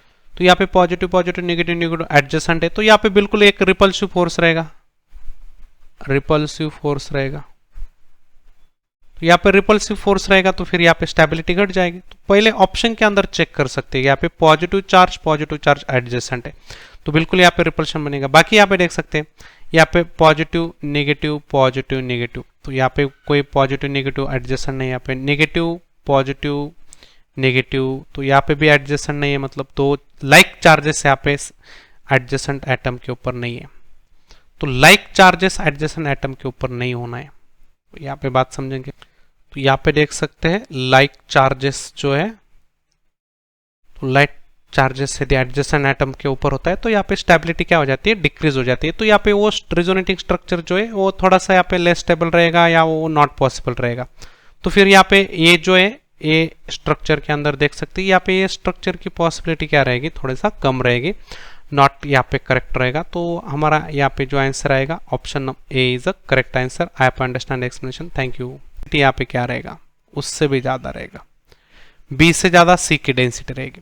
और डी के अंदर क्लोरीन से ज्यादा मास वाला कंपाउंड आ गया Br, तो यहाँ पे डी का डेंसिटी क्या रहेगा, ज्यादा रहेगा। तो सबसे ज्यादा डेंसिटी किसका रहेगा, फिर यहाँ पे देख सकते हैं डी का, उसके बाद यहाँ पे रहेगा सी का, उसके बाद यहाँ पे रहेगा बी का, उसके बाद रहेगा यहाँ पे ए का। तो यहाँ पे आंसर क्या आएगा हमारा, यहाँ पे हमारा आंसर आएगा डी सी बी ए। तो यहाँ पे हमारा option A is a correct answer. I have understand the explanation, thank you. Yes, welcome student. तो यहाँ पे हमारे पास एक जीओसी का क्वेश्चन है, नॉमेनक्लेचर में से आया क्वेश्चन है, जेएमएस 2021 के अंदर पूछा है इसको। क्वेश्चन कुछ इस तरह से देखो, which of the following molecule does not show stereo isomerism. तो स्टीरियो आइसोमेरिज्म किसके अंदर नहीं मिल रहा है, तो यहाँ पे हर एक स्ट्रक्चर ड्रॉ करेंगे तो पता चलेगा यहाँ पे किसके अंदर स्टीरियो आइसोमेरिज्म मिलेगा और किसके अंदर स्टीरियो आइसोमेरिज्म नहीं मिलेगा। अभी यहाँ पे देख सकते हैं कि हर एक यहाँ पे ए बी सी डी को ड्रॉ किया है और स्टीरियो आइसोमेरिज्म के अंदर आपको क्या बताना है, ऑप्टिकल और ज्योमेट्रिकल दोनों भी यहाँ पे बताना है। ऑप्टिकल ज्योमेट्रिकल दोनों को यहाँ पे आपको इंक्लूड करना है। तो अभी यहाँ पे देख सकते हैं 3,4 डायमिथिल हेक्स 3Ne, तो यहाँ पे देख सकते हैं तो इसको यहाँ पे 3 नंबर पे प्लेस किया है। देखो यहाँ पे 3 नंबर को प्लेस किया है, यहाँ पे ए ऑप्शन को यहाँ पे प्लेस किया है। देखो तो चलो अभी यहाँ पे देख सकते हैं 3,4 डायम यहाँ पे इथिल है और 3Ne देख सकते हैं। अभी इसके अंदर यहाँ पे आपको ज्योमेट्रिकल आइसोमेरिज्म मिल सकता है, क्योंकि यहाँ पे डबल बॉन्डेड कार्बन को यहाँ पे आपको क्या समझना है, 2 डिफरेंट ग्रुप होना जरूरी है। यहाँ पे देख सकते हैं एक तो है आपका इथिल ग्रुप, ये तो हो गया आपका इथिल ग्रुप, और यहाँ पे हो गया आपका मिथिल ग्रुप। तो ये दोनों डिफरेंट है। और इस वाले कार्बन को भी यहाँ पे देख सकते हैं आप, तो इस वाले कार्बन को भी देख सकते हैं, 2 डिफरेंट ग्रुप है। यहाँ पे भी आप बोल सकते हैं इथिल है, यहाँ पे एक इथिल है और यहाँ पे आपका मिथिल है, तो दोनों भी डिफरेंट है। तो यहाँ पे आपको ज्योमेट्रिकल आइसोमेरिज्म मिलेगा, बिल्कुल मिलेगा, समझ रहे ना। तो यहाँ पे आपका ज्योमेट्रिकल तो मिल गया। तो चलो अभी एक के अंदर तो कोई दिक्कत वाली बात नहीं है, हमें नॉट शो पूछा है, नॉट शो स्टीरियो आइसोमेरिज्म, तो एक के अंदर तो कोई दिक्कत वाली बात नहीं है। चलो अभी यहाँ पे दूसरा देखते हैं। देखो अभी यहाँ पे इसको ड्रॉ किया है, यहाँ पे बी को, यहाँ पे बी को ड्रॉ किया है। देखो 3 मिथिल हेक्स 1Ne, तो इसके अंदर हम ड्रॉ करेंगे कि 1Ne मतलब यहाँ पे 1 2 3 4 5 6, तो यहाँ पे आपको 1 नंबर पे डबल बॉन्ड है, 3 नंबर पे आपका मिथिल ग्रुप है, और यहाँ पे 3 नंबर के कार्बन जो है वो एक कायरल कार्बन है। देख सकते हैं ये एक कायरल कार्बन है। तो कायरल कार्बन का मतलब क्या है स्टूडेंट, यहाँ पे कायरल कार्बन का मतलब क्या है, कायरल कार्बन है। तो यहाँ पे आपको ऑप्टिकल आइसोमर तो पक्का मिलेगा, ऑप्टिकल आइसोमर एक D मिलेगा और एक L मिलेगा। पॉइंट क्लियर है ना। तो यहाँ पे आपको 2 आइसोमर बिल्कुल मिलेंगे, एक D और एक L। जैसे कि यहाँ पे ज्योमेट्रिकल के केस में हम क्या बोल सकते हैं, एक सिस मिल रहा था, एक ट्रांस मिल रहा था, ठीक है। फिलहाल यहाँ पे कोई ऑप्टिकल नहीं था बट ज्योमेट्रिकल था, मतलब एक सिस ट्रांस। वैसे यहाँ पे एक डी मिलेगा, एक एल मिलेगा। तो यहाँ पे आइसोमर मिल रहा है आपको, स्टीरियो आइसोमर चाहिए हमें, चाहे वो ज्योमेट्रिकल हो ऑप्टिकल हो, इससे कोई मतलब नहीं हमें, ठीक है। चलो, तो यहाँ पे इसके अंदर भी आपको मिल रहा है। उसके बाद सी यहाँ पे देखेंगे 3 ethyl 3 ENE hex 3 ENE 3 ethyl hex 3 ENE। तो यहाँ पे इसको कहाँ पे ड्रॉ किया है, देखो इसको ड्रॉ किया है। देखो ये सेकंड जो स्ट्रक्चर है वो यहाँ पे है ऑप्शन सी का। तो इसके अंदर देख सकते हैं कि हेक्स है, मतलब 6 कार्बन है, 1 2 3 4 5 6। कितने नंबर पे डबल बॉन्ड है, 3 नंबर पे। तो 1 2 3 नंबर पे डबल बॉन्ड, और 3 ही नंबर पे इथिल ग्रुप है, तो ये हो गया इथिल ग्रुप। तो यहाँ पे इस डबल बॉन्डेड कार्बन को यहाँ पे देख सकते हैं, ये तो हो गया हमारा डबल बॉन्डेड कार्बन। अभी इस डबल बॉन्डेड कार्बन को, पहले वाले कार्बन को देख सकते हैं, ये वाले, इसको दोनों भी यहाँ पे इथिल ग्रुप प्रेजेंट है, दोनों इथिल मतलब सेम ग्रुप हो गए। डबल बॉन्डेड कार्बन को यहाँ पे क्या हो गए, सेम ग्रुप। तो बात खत्म हो गई, सेम ग्रुप। तो ज्योमेट्रिकल तो यहाँ पे बिल्कुल भी शो होने वाला नहीं, नॉट, यहाँ पे geometrical isomerism can not show geometrical. तो यहाँ पे already can not show geometrical isomerism, क्योंकि यहाँ पे डबल बॉन्डेड कार्बन को सेम ग्रुप कनेक्ट है, तो यहाँ पे ज्योमेट्रिकल वाली केस को क्लोज होती है। तो यहाँ पे बिल्कुल भी नहीं होता। ऑप्टिकल वाली यहाँ पे कोई कायरल कार्बन है ही नहीं, तो फिर यहाँ पे no chiral carbon, no chiral carbon. दूसरी बात है यहाँ पे नो ज्योमेट्रिकल। तो चलो यहाँ पे दोनों भी केस कंसिडर नहीं होगी, तो स्टीरियो आइसोमेरिज्म यहाँ पे बिल्कुल भी मिलने वाला नहीं है। ऑप्शन नंबर यहाँ पे 4 के अंदर देखते हैं, डी वाला जो ऑप्शन यहाँ पे 4 के अंदर, फोर्थ ऑप्शन यहाँ पे पहले नंबर में ड्रॉ किया है, 4 मिथिल 1 हेक्स 1 ENE। तो यहाँ पे देखो 1 2 3 4 5 6। तो हेक्स एक नंबर पे यहाँ पे पाई बॉन्ड है, अल्कीन है, और 4 नंबर पे आपका मिथिल ग्रुप है। जिस कार्बन पे मिथिल ग्रुप है वही कार्बन आपका एक कायरल कार्बन है। तो यहाँ पे देख सकते हैं एक कायरल कार्बन हो गया, समझ रहे ना। तो ये कायरल कार्बन हो गया, इसका मतलब क्या हो गया, कायरल कार्बन का सीधा मतलब क्या हो जाता है, यहाँ पे ऑप्टिकल आइसोमरिज्म शो करेगा, ऑप्टिकल आइसोमेरिज्म। तो इसके अंदर आपको 2 मिलेंगे, एक टी मिलेगा और एक क्या मिलेगा, एल मिलेगा। तो चलो यहाँ पे ज्योमेट्रिकल यहाँ पे बिल्कुल मिलने वाला नहीं है, बिकॉज यहाँ पे double bonded carbon having same atoms, यहाँ पे सेम एटम है। तो यहाँ पे सेम एटम है, तो यहाँ पे no geometrical, not geometrical. Geometrical वाली केस यहाँ पे बिल्कुल नहीं होगी, बट ऑप्टिकली वाली यहाँ पे कंसिडर हो रही है। तो यहाँ पे आपका आइसोमर मिल रहा है, कौन सा मिल रहा है, ऑप्टिकल मिल रहा है। तो यहाँ पे हम बात करेंगे, इसके अंदर आपका ऑप्टिकल मिल रहा है। अभी बी के अंदर आपको क्या मिल रहा था, बी के अंदर भी आपको ऑप्टिकल मिल रहा था। उसके बाद सी के अंदर आपको कुछ भी नहीं मिल रहा था, कुछ भी। और ए के अंदर यहाँ पे ए के अंदर आपको क्या मिल रहा है, ज्योमेट्रिकल मिल रहा है। तो option 3 is a correct answer. इसके अंदर आपको कोई भी स्टीरियो आइसोमेरिज्म शो नहीं हो रहा है। आप understand the explanation, thank you. Welcome student. तो यहाँ पे हमारे पास एक क्वेश्चन है जीओसी का, JMS 2021 के अंदर इसको पास्ट ईयर में पूछा गया है। तो क्वेश्चन यहाँ पे, arrange the following conformation of isomers of N-butane in order their increasing potential energy. तो पोटेंशियल एनर्जी इंक्रीजिंग ऑर्डर से यहाँ पे इसको देखना है N-butane का। तो यहाँ पे 4 डायग्राम है, 1 2 3 4 लेबलिंग किया हुआ है, और यहाँ पे उसके ऑप्शन है। तो ये यहाँ पे हम इसके थ्रू इसको समझेंगे, ये हमारा एक सॉल्यूशन का पार्ट है, ठीक है।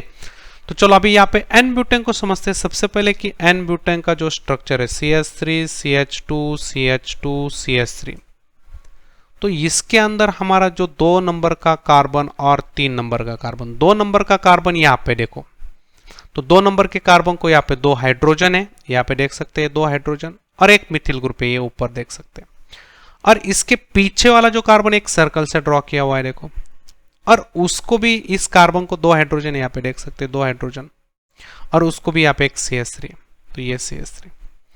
तो यहाँ पे देख सकते हैं 2 नंबर के कार्बन को और 3 नंबर के कार्बन को एक बल्कि ग्रुप है, और ये जब भी सामने सामने आएंगे पैरेलल, तो वहां पे एनर्जी क्या रहेगी, ज्यादा रहेगी, रिपल्शन ज्यादा रहेगा, डायहेड्रल एंगल कम रहेगा। तो इसको बोला जाता है इक्लिप्स। तो इसके यहाँ पे पोटेंशियल एनर्जी सबसे ज्यादा रहेगी। तो ये दोनों भी पैरेलल होना जरूरी है, यहाँ पे सामने सामने होना बहुत जरूरी है। तो यहाँ पे CH3 सामने सामने कहाँ पे, यहाँ पे देख सकते, ये CH3 यहाँ पे देख सकते हैं स्ट्रक्चर, यहाँ पे सेकंड, पहले स्ट्रक्चर के अंदर तो अपोजिट है, ये वाली केस हो जाएगी। देखो फर्स्ट ऑप्शन के अंदर CH3 अपोजिट है, तो स्टैगर्ड वाली केस हो जाएगी, एंटी पेरिप्लेनर हो जाएगी, या इसको एंटी क्लिनल बोला जाता है। इसके अंदर डायहेड्रल एंगल जो होता है वो 180 होता है, और यहाँ पे एनर्जी जो होती है वो सबसे कम होती है, स्टेबिलिटी सबसे ज्यादा होती है। तो ये इसकी एनर्जी सबसे कम आएगी। दो CH3 अपोजिट आपस में, पीछे वाला ये फ्रंट वाला, ये उसके पीछे वाले कार्बन का CH3, तो सबसे कम एनर्जी यहाँ पे रहेगी। तो सबसे कम के दो ऑप्शन मिल रहे हैं आपको। तो सबसे ज्यादा किसकी रहेगी, तो दोनों CH3 यहाँ पे क्या रहेंगे, सामने सामने रहेंगे। तो दोनों CH3 सामने सामने वाली ये केस देखो, एकदम सामने सामने, ये कंप्लीट, ये फ्रंट कार्बन का है, उसके पीछे वाले कार्बन का उसके सामने, तो थोड़ा सा इधर साइड पे दिखाया बट वो सामने सामने, ये आप पे देख सकते हैं, ये वाली केस बिल्कुल भी समझ सकते हैं इसको, समझ रहे ना। तो यहाँ पे ये दो CH3 जो है वो यहाँ पे क्या है, पैरेलल है, आपस में रिपल्शन बनाएंगे, तो यहाँ पे आपको अच्छी खासी एनर्जी मिलेगी, क्योंकि दोनों भी बल की ग्रुप है, CH3 दोनों भी बल की ग्रुप है, तो यहाँ पे अच्छा खासा रिपल्शन होगा। तो बिल्कुल यहाँ पे एनर्जी जो है सबसे ज्यादा रहेगी। तो सेकंड वाली यहाँ पे कहीं पे भी बाकी नहीं है। बाकी यहाँ पे देख सकते हैं CH3H का रिपल्शन रहेगा, CH3H का रिपल्शन रहेगा, अच्छा खासा रिपल्शन रहेगा, क्योंकि ये भी पैरेलल आ रहे हैं, सामने सामने आ रहे हैं, तो इसकी भी एनर्जी ज्यादा रहेगी। बट ये CH3 से कम रहेगी, क्योंकि यहाँ पे CH3H का रिपल्शन थोड़ा कम रहेगा, CH3 का रिपल्शन थोड़ा सा क्या रहेगा, ज्यादा रहेगा। तो सेकंड की सबसे ज्यादा एनर्जी, तो सेकंड की सबसे ज्यादा एनर्जी दो ऑप्शन के अंदर मिल रही है, देख सकते हैं। ये ऑप्शन यहाँ पे देख सकते हैं, यहाँ पे भी मिल रहा है और यहाँ पे भी मिल रहा है। तो यहाँ पे आपको थोड़ा सा जाना पड़ेगा नेक्स्ट ऑप्शन के लिए, थर्ड के लिए जाना पड़ेगा, थर्ड और फोर्थ के लिए। थर्ड और फोर्थ के अंदर देख सकते हैं ये CH3 और ये CH3 अगल बगल में, मतलब बाजू बाजू में, वो अपने पर्टिकुलर डिस्टेंस पे है, और यहाँ पे इस H के साथ इस CH3 का रिपल्शन कम है, या SH का इस H के साथ रिपल्शन कम है। तो यहाँ पे मीनवाइल रिपल्शन कम है, यहाँ पे इस फोर्थ स्ट्रक्चर के साथ कंपेयर करेंगे तो देखो यहाँ पे रिपल्शन है, यहाँ पे किसके किसके बीच रिपल्शन है, CH3 एंड H के बीच रिपल्शन है, समझ रहे ना। यहाँ पे रिपल्शन किसके बीच है, CH3 और H। तो यहाँ पे एनर्जी ज्यादा रहेगी किससे, थर्ड से, यहाँ पे देख सकते हैं। तो इंक्रीजिंग ऑर्डर पूछा है तो दो की सबसे ज्यादा रहेगी, उसके बाद ज्यादा किसकी रहेगी, यहाँ पे फोर्थ की रहेगी। तो फोर्थ मतलब यहाँ पे आ गया, तो ये तो मैच हो गया, एक तो पहले मैच हो गया। तो तीन की एनर्जी यहाँ पे क्या रहेगी, कम रहेगी, किसके बाद, फोर्थ के बाद, और सबसे कम रहेगी एक की। तो स्टैगर्ड मतलब यहाँ पे मैक्सिमम डिस्टेंस पे होते हैं बल की ग्रुप, यहाँ पे भी देख सकते हैं मिथिल मिथिल, ये थोड़ा सा डिस्टेंस पे, और यहाँ पे आमने सामने है, पैरेलल है, तो इसको इक्लिप्स बोला जाता है। तो इसके अंदर एंगल की बात करें तो 120 आएगा, इसके और इसके बीच एंगल 120 आएगा, समझ रहे ना। तो और इसके और यहाँ पे जो एंगल है वो 60 का एंगल है, इसके और इसके बीच 16 का एंगल है। चलो, तो सबसे यहाँ पे जो एनर्जी रहेगी वो यहाँ पे इस केस में रहेगी सेकंड, उसके बाद फोर्थ, उसके बाद थर्ड, और इसके बाद फर्स्ट। तो यहाँ पे हमारा आंसर क्या आएगा, option C is a correct answer. I have understand explanation, thank you. Yes, welcome student. तो यहाँ पे एक JEE मेंस 2021 के अंदर आया हुआ एक क्वेश्चन है। ये क्वेश्चन एक्चुअली GOC टॉपिक में से है। क्वेश्चन को रीड करते देखो, which of the following compound does not exhibit resonance, कहाँ पे रेजोनेंस एग्जिबिट नहीं होगा। तो उसके लिए फिर यहाँ पे हमें रेजोनेटिंग स्ट्रक्चर ड्रॉ करने पड़ेंगे। पहले तो रेजोनेंस की कंडीशन क्या है, रेजोनेंस कहाँ पे आपको मिलता है। रेजोनेंस की सबसे पहले कंडीशन होती है double bond single bond double bond, alternate होना चाहिए। सेकंड कंडीशन क्या है, डबल बॉन्ड सिंगल बॉन्ड, यहाँ पे नेगेटिव चार्ज के एक लोन पेयर की तरह काम कर रही है, जहाँ पे भी नेगेटिव चार्ज एक लोन पेयर की तरह काम कर रहा है वहां पे, तो यहाँ पे नेगेटिव चार्ज। तीसरी कंडीशन है डबल बॉन्ड सिंगल बॉन्ड, एक लोन पेयर की जो न्यूट्रल है, कोई चार्ज नहीं है, ठीक है। यहाँ पे चार्ज, चौथी जो कंडीशन यहाँ पे डबल बॉन्ड सिंगल बॉन्ड, एक पॉजिटिव चार्ज का जो यहाँ पे इलेक्ट्रॉन डिफिशिएंट है या पॉजिटिव चार्ज हो, ठीक है, पॉजिटिव चार्ज। और फिफ्थ कंडीशन है डबल बॉन्ड सिंगल बॉन्ड, एक फ्री रेडिकल, फ्री रेडिकल।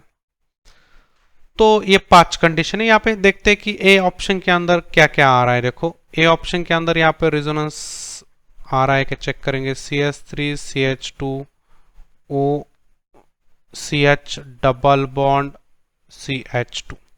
तो यहाँ पे आपको रेजोनेंस मिलेगा क्या, देखो ऑक्शन की lone pair single bond double bond alternate आ रहा है। देखो lone pair single bond double bond alternate आ रहा है, तो इसका रेजोनेटिंग स्ट्रक्चर कुछ इस तरह से बनेगा। देखो ये लोन पेयर यहाँ पे शिफ्ट हो जाएगी, ये यहाँ पे शिफ्ट हो जाएगा, तो यहाँ पे आपको क्या मिलेगा, रेजोनेंस कुछ इस तरह से मिलेगा CH3 CH2O, यहाँ पे थोड़ा सा यहाँ पे डबल बॉन्ड मिलेगा, और यहाँ पे उसके बाद CH ये डबल बॉन्ड सिंगल बॉन्ड के अंदर कन्वर्ट हो जाएगा, यहाँ पे माइनस यहाँ पे प्लस।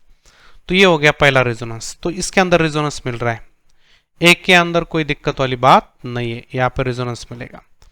सेकंड यहाँ पे देखते हैं कि यहाँ पे तो ऑलरेडी रेजोनेंस है, अभी एरोमेटिक रिंग है, बेंजीन का पार्ट है, तो यहाँ पे आपको बिल्कुल भी क्या मिलेगा, रेजोनेंस मिलेगा। देख सकते हैं यहाँ पे बिल्कुल रेजोनेंस मिलेगा। तो यहाँ पे आपका CH2OH, इसके अंदर आपको रेजोनेंस बिल्कुल मिलेगा, देख सकते हैं। तो यहाँ पे आपको बिल्कुल रेजोनेंस मिलेगा। तो सेकंड के अंदर भी रेजोनेंस मिलेगा। थर्ड के अंदर यहाँ पे ड्रॉ करते हैं। थर्ड के अंदर क्या आएगा, देखो CH3 CH2, यहाँ पे CH2 C double bond O nitrogen के ऊपर यहाँ पे लोन पेयर है। तो यहाँ पे देखो lone pair single bond double bond conjugation है, तो लोन पेयर यहाँ पे पाई बॉन्ड की तरफ जाएगी, तो यहाँ पे फिर इस तरह से कुछ मिलेगा। तो यहाँ पे देख सकते हैं इस तरह से इसका रेजोनेंस मिलेगा। तो यहाँ पे भी आपको रेजोनेंस मिल रहा है। अभी डी के अंदर चेक करेंगे, देखो डी के अंदर क्या है, CH3 CH2 CH double bond CH CH2 and H2। यहाँ पे आपको कोई भी रेजोनेंस मिलने वाला नहीं है। देख सकते हैं अभी यहाँ पे कि यहाँ पे डबल बॉन्ड ना तो किसी के कॉन्जुगेशन में, देखो double bond single bond single bond, इधर भी double bond single bond single bond. तो ये डबल बॉन्ड यहाँ पे क्या है, लोकलाइज लोकलाइज पाई बॉन्ड है, और ये लोन पेयर भी क्या है, लोकलाइज है, लोकलाइज लोन पेयर है। तो ये भी यहाँ पे रेजोनेंस के अंदर आ। Yes, welcome student. तो यहाँ पे एक जीओसी का पास्ट ईयर का क्वेश्चन है, JMS 2021 के अंदर इसको पूछा गया है। क्वेश्चन कुछ इस तरह से देखो, which one of the following pair of isomer is example of metamerism. तो मेटामेरिज्म का एग्जांपल किसके अंदर मिलेगा। तो सबसे पहले मेटामेरिज्म मिलता कहाँ पे, तो ये मेटामर वाली जो कहानी ये क्या है, metamers are the compound which have different alkyl group present होने चाहिए। यहाँ पे जो पॉलीवैलेंट फंक्शनल ग्रुप है, पॉलीवैलेंट फंक्शनल ग्रुप मतलब मान के चलो कि यहाँ पे कोई ऑक्सीजन है, तो इस ऑक्सीजन की जो वैलेंसी है वो यहाँ पे आपका है ये R ग्रुप और ये R ग्रुप, ये डिफरेंट है, और यहाँ पे ये ऑक्सीजन और ये ऑक्सीजन का R ग्रुप यहाँ पे डिफरेंट है। यहाँ पे देखो, और इस दोनों का मॉलिक्यूलर फॉर्मूला क्या हो, सेम है, मॉलिक्यूलर फॉर्मूला दोनों का सेम हो। तो खाली यहाँ पे इस डाइवैलेंट ऑक्सीजन जो है उसके यहाँ पे जो R ग्रुप है उसको चेंज करना है आपको। तो फॉर एग्जांपल यहाँ पे देख सकते हैं ये कीटोन है, देख सकते हैं यहाँ पे कीटोन के यहाँ पे कौन सा इथिल ग्रुप है, इधर कौन सा ग्रुप है, प्रोपिल ग्रुप है, तो यहाँ पे हो गया प्रोपिल ग्रुप। और यहाँ पे देखो इस यहाँ पे इथिल ग्रुप है और यहाँ पे इथिल ग्रुप है, तो यहाँ पे देख सकते हैं दोनों का मॉलिक्यूलर फॉर्मूला सेम है, दोनों के अंदर फंक्शनल ग्रुप भी सेम है। मेटामर के अंदर क्या है, फंक्शनल ग्रुप तो सेम होता है ना, फंक्शनल ग्रुप क्या होता है, सेम होता है, फंक्शनल ग्रुप क्या होता है, सेम होता है, खाली R ग्रुप डिफरेंट होते हैं। यहाँ पे R ग्रुप इथिल और प्रोपिल है और यहाँ पे दोनों इथिल है, मतलब दोनों के R ग्रुप यहाँ पे क्या है, डिफरेंट है, बट मॉलिक्यूलर फार्मूला सेम है। अल्कोहल वाले केस में पॉलीवैलेंट जो है ऑक्सीजन के यहाँ पे एक हाइड्रोजन तो फिक्स है, इसको तो चेंज नहीं कर सकते, इधर का हम खाली R ग्रुप चेंज कर सकते, तो ये दोनों भी यहाँ पे क्या होना चाहिए, चेंज होने चाहिए। तो यहाँ पे हाइड्रोजन तो यहाँ पे फिक्स है, मतलब अल्कोहल वाली केस में आपको कभी मेटामर्स मिलने वाले नहीं है। जनरली मेटामर्स आपको ईथर वाली केस में मिलते हैं, कीटोन्स वाली केस में मिलते हैं, सेकेंडरी अमाइन वाली केस में मिलते हैं, तो यहाँ पे ध्यान में रखना है आपको। कि ये जो ऑप्शन है डी के अंदर, यहाँ पे देख सकते हैं कि यहाँ पे प्रोपिल इथिल ग्रुप है और यहाँ पे इथिल और इथिल ग्रुप है। यहाँ पे अल्कोहल वाली कहानी तो क्लोज हो चुकी है, सी वाला ऑप्शन, तो यहाँ पे सी तो बिल्कुल नहीं आएगा, सी तो बिल्कुल यहाँ पे नहीं आएगा। ठीक है, यहाँ पे देख सकते हैं अल्डिहाइड वाली केस में भी नहीं आ सकता, बिकॉज ये हाइड्रोजन यहाँ पे फिक्स होता है, इसको हम चेंज नहीं कर सकते। जैसे कि यहाँ पे ये फंक्शनल ग्रुप का हाइड्रोजन हम चेंज नहीं कर सकते, वैसे यहाँ पे ये हाइड्रोजन चेंज नहीं कर सकते। तो ये कहानी हम चेंज कर सकते हैं, बट ये वाली कहानी को चेंज नहीं कर सकते। यहाँ पे चेंज कर सकते हैं कीटोन है, बट इस वाली केस में नहीं कर सकते, क्योंकि इसका दूसरा कोई पॉसिबल स्ट्रक्चर बनेगा ही नहीं। यहाँ पे मिथिल ग्रुप है, यहाँ पे आपका फिनिल रिंग है, तो यहाँ पे इसका दूसरा आइसोमर हम ड्रॉ नहीं कर सकते। जैसे कि यहाँ पे ईथर वाली केस में हम देखेंगे CH3 CH2 CH2O CH3, यहाँ पे 1 2 3 4 कार्बन का कंपाउंड है, ईथर का एक ऑक्सीजन है, इसको हम ऐसा ड्रॉ कर सकते हैं, वही मॉलिक्यूलर फॉर्मूला। समझ रहे ना, यहाँ पे आपका प्रोपिल और मिथिल ग्रुप है, यहाँ पे इथिल और इथिल ग्रुप है, दोनों के आर ग्रुप डिफरेंट डिफरेंट है। तो यहाँ पे ऑक्सीजन के फंक्शनल ग्रुप यहाँ पे हम चेंज कर सकते हैं, बट यहाँ पे वो पॉसिबल नहीं है, बिकॉज यहाँ पे CH3 है, तो CH3 को हम यहाँ पे और ब्रेक नहीं कर सकते और रिंग को भी और ब्रेक नहीं कर सकते, तो फिर यहाँ पे ये भी ऑप्शन क्लोज हो जाएगा। यहाँ पे ऑलरेडी एक क्लोज हो चुका है अल्केन्स है, तो अल्केन्स के अंदर तो कोई मेटामेरिज्म मिलता नहीं है, तो यहाँ पे हमारा ऑप्शन कौन सा सही हो जाएगा, option D is the correct answer. I have understand the explanation, thank you. आने वाली नहीं है, तो फिर यहाँ पे आपस में कोई कॉन्जुगेशन में नहीं है, तो यहाँ पे हम लिखेंगे no conjugation, no conjugation, no conjugation. यहाँ पे कोई भी कॉन्जुगेशन नहीं है, तो हम यहाँ पे लिखेंगे दैट इज नो रेजोनेंस। यहाँ पे कोई भी रेजोनेंस नहीं है, कोई रेजोनेंस नहीं, तो यहाँ पे डज नॉट एग्जिबिट रेजोनेंस, तो यहाँ पे हमारा आंसर क्या आ जाएगा, option number D is the correct answer. Yes, ठीक है, आई have understand explanation, thank you. Yes, welcome student. तो यहाँ पे हमारे पास एक जीओसी का पास्ट ईयर का क्वेश्चन है, JMS 2021 के अंदर इसको पूछा गया है। क्वेश्चन के अंदर यहाँ पे कार्बोकटाइन दिए है, among the given species the resonance stabilized carbocations are. तो कौन सा कार्बोकटाइन ऐसा है कि जो रेजोनेंस के अंदर स्टेबलाइज किया गया है। तो देखो यहाँ पे फर्स्ट ऑप्शन के अंदर देखेंगे तो हमें पता चलेगा, यहाँ पे जो फर्स्ट ऑप्शन है एक बेंजाइल कार्बोकटाइन है, दिस इज द बेंजाइल कार्बोकटाइन, और बेंजाइल कार्बोकटाइन एक अच्छा खासा स्टेबल कार्बोकटाइन है। यहाँ पे देख सकते हैं बेंजाइल कार्बोकटाइन है, इसके अंदर अच्छी खासी स्टेबिलिटी क्यों आती है, क्योंकि ये पाई बॉन्ड जो है वो यहाँ पे बाहर शिफ्ट हो जाता है। देखो यहाँ पे ये पाई बॉन्ड इधर शिफ्ट हो जाएगा, तो फिर यहाँ पे कुछ कार्बोकटाइन बनेगा। देखो यहाँ पे कार्बोकटाइन बनेगा, डबल बॉन्ड यहाँ पे है, डबल बॉन्ड यहाँ पे है और डबल बॉन्ड यहाँ पे, तो फिर ये पाई बॉन्ड आपका नीचे शिफ्ट हो जाएगा, तो यहाँ पे कार्बोकटाइन बनेगा। देखो तो लास्ट वाला यहाँ पे रहेगा, ये जो पाई बॉन्ड है वो यहाँ पे शिफ्ट हो जाएगा और फिर से ये वाली केस आपकी कार्बोकटाइन वाली बनेगी, फिर से ओरिजिनल केस। तो यहाँ पे देख सकते हैं अच्छा खासा स्टेबल हो रहा है कार्बोकटाइन, चार्ज जो है वो यहाँ पे क्या हो रहा है, घूम रहा है, एक जगह पे फिक्स नहीं है। तो यहाँ पे बोल सकते हैं कि यहाँ पे जो पॉजिटिव चार्ज है वो क्या हो रहा है, पॉजिटिव चार्ज यहाँ पे डिलोकलाइज है, डिलोकलाइज्ड। समझ रहे ना, तो जितना चार्ज घूमेगा उतना वो ज्यादा स्टेबल कार्बोकटाइन रहेगा। चलो यहाँ पे तो ये स्टेबल हो गया, एक ही तो कोई दिक्कत वाली बात बिल्कुल भी नहीं है, ए स्टेबल कार्बोकटाइन है, रेजोनेंस के अंदर होना चाहिए।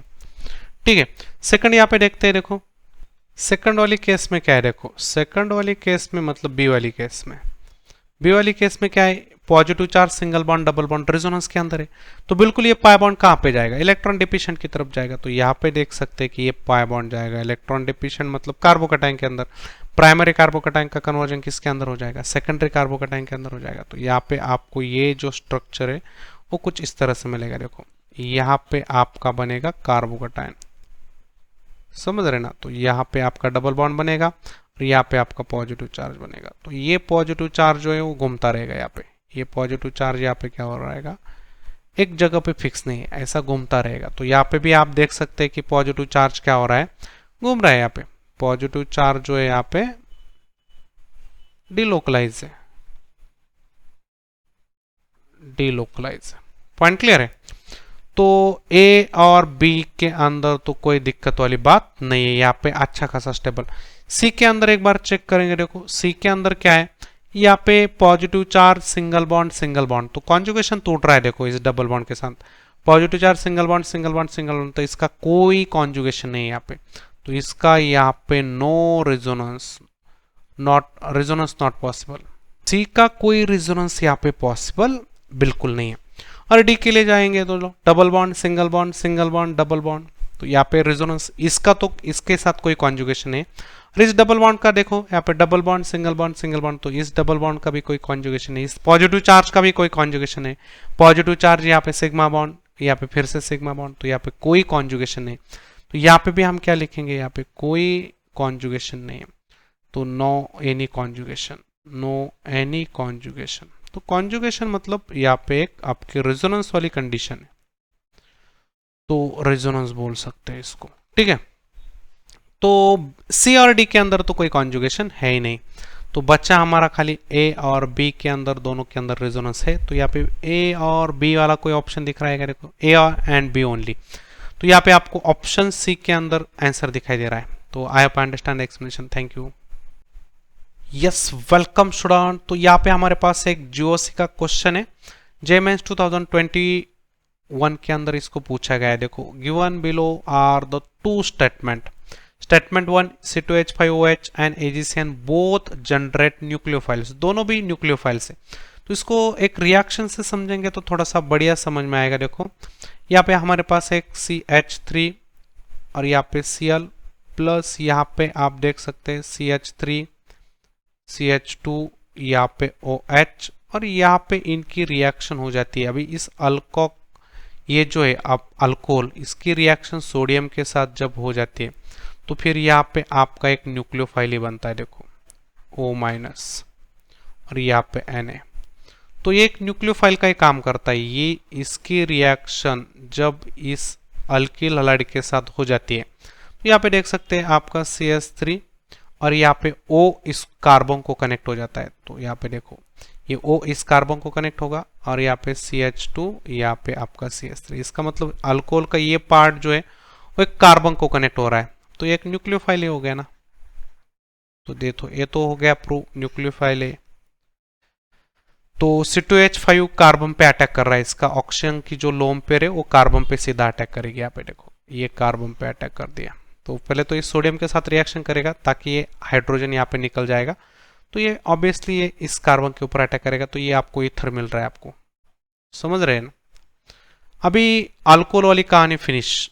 दूसरी यहाँ पे AgCN, देखो यहाँ पे अब CH3 यहाँ पे Cl प्लस AgCN की रिएक्शन आप करेंगे तो Ag और Cn के बीच यहाँ पे एक कोलन कैरेक्टर वाला बॉन्ड है, कोलन कैरेक्टर। तो यहाँ पे देख सकते हो कि Ag जो मेटल है वो यहाँ पे पोलराइजिंग पावर उसका ज्यादा होने के कारण यहाँ पे जो है कोलन बॉन्ड, कोलन कैरेक्टर यहाँ पे बन चुका है। तो यहाँ पे फिर क्या होगा, ये जो नाइट्रोजन की लोन पेयर है वो एक न्यूक्लियोफाइल का काम करेगी, क्योंकि अभी कार्बन तो Ag के साथ बंधा हुआ है, तब तक ये क्या करेगा, साइनाइड का नाइट्रोजन का लोन पेयर यहाँ पे क्या करेगा, इस कार्बन के ऊपर अटैक करेगा। कौन से कार्बन के ऊपर अटैक करेगा, यहाँ पे देख सकते हैं ये लोन पेयर इस कार्बन के ऊपर अटैक करेगा, इस कार्बन के ऊपर अटैक करेगा, तो ऑब्वियसली यहाँ पे Cl यहाँ पे लेफ्ट हो जाएगा, Cl निकल जाएगा, तो फिर यहाँ पे क्या केस बनेगी, देखो यहाँ पे केस क्या बनेगी, यहाँ पे कुछ इस तरह से बनेगा CH3, यहाँ पे N, यहाँ पे फिर C ट्रिपल बॉन्ड, और यहाँ पे उसके बाद ये बॉन्ड टूट जाएगा और यहाँ पे इसके ऊपर नेगेटिव चार्ज, इसके ऊपर पॉजिटिव चार्ज। तो ये अटैक करने के बाद, जुड़ने के बाद ये बॉन्ड टूट जाता है, तो फिर यहाँ पे आपका AgCl प्रेसिपिटेट जाता है बाहर। तो यहाँ पे नाइट्रोजन की लोन पे एक न्यूक्लियोफाइल का काम कर रही है, तो हमें उससे कोई मतलब नहीं नाइट्रोजन का कर रहा है या कार्बन का कर रहा है, ये एक न्यूक्लियोफाइल का काम कर रहा है, बस इतना यहाँ पे हमें समझना है, ठीक है। तो बिल्कुल यहाँ पे ये स्टेटमेंट एकदम करेक्ट है, इसके अंदर तो कोई दिक्कत वाली बात है ही नहीं, यहाँ पे एकदम परफेक्ट स्टेटमेंट है। दूसरा यहाँ पे देख सकते हैं KCN and AgCN both will generate nitriles nucleophiles with all reaction condition. तो नाइट्राइल्स कहाँ पे करेगा, तो अभी यहाँ पे इसके लिए इसको समझेंगे। देखो इस कंपाउंड का नाम है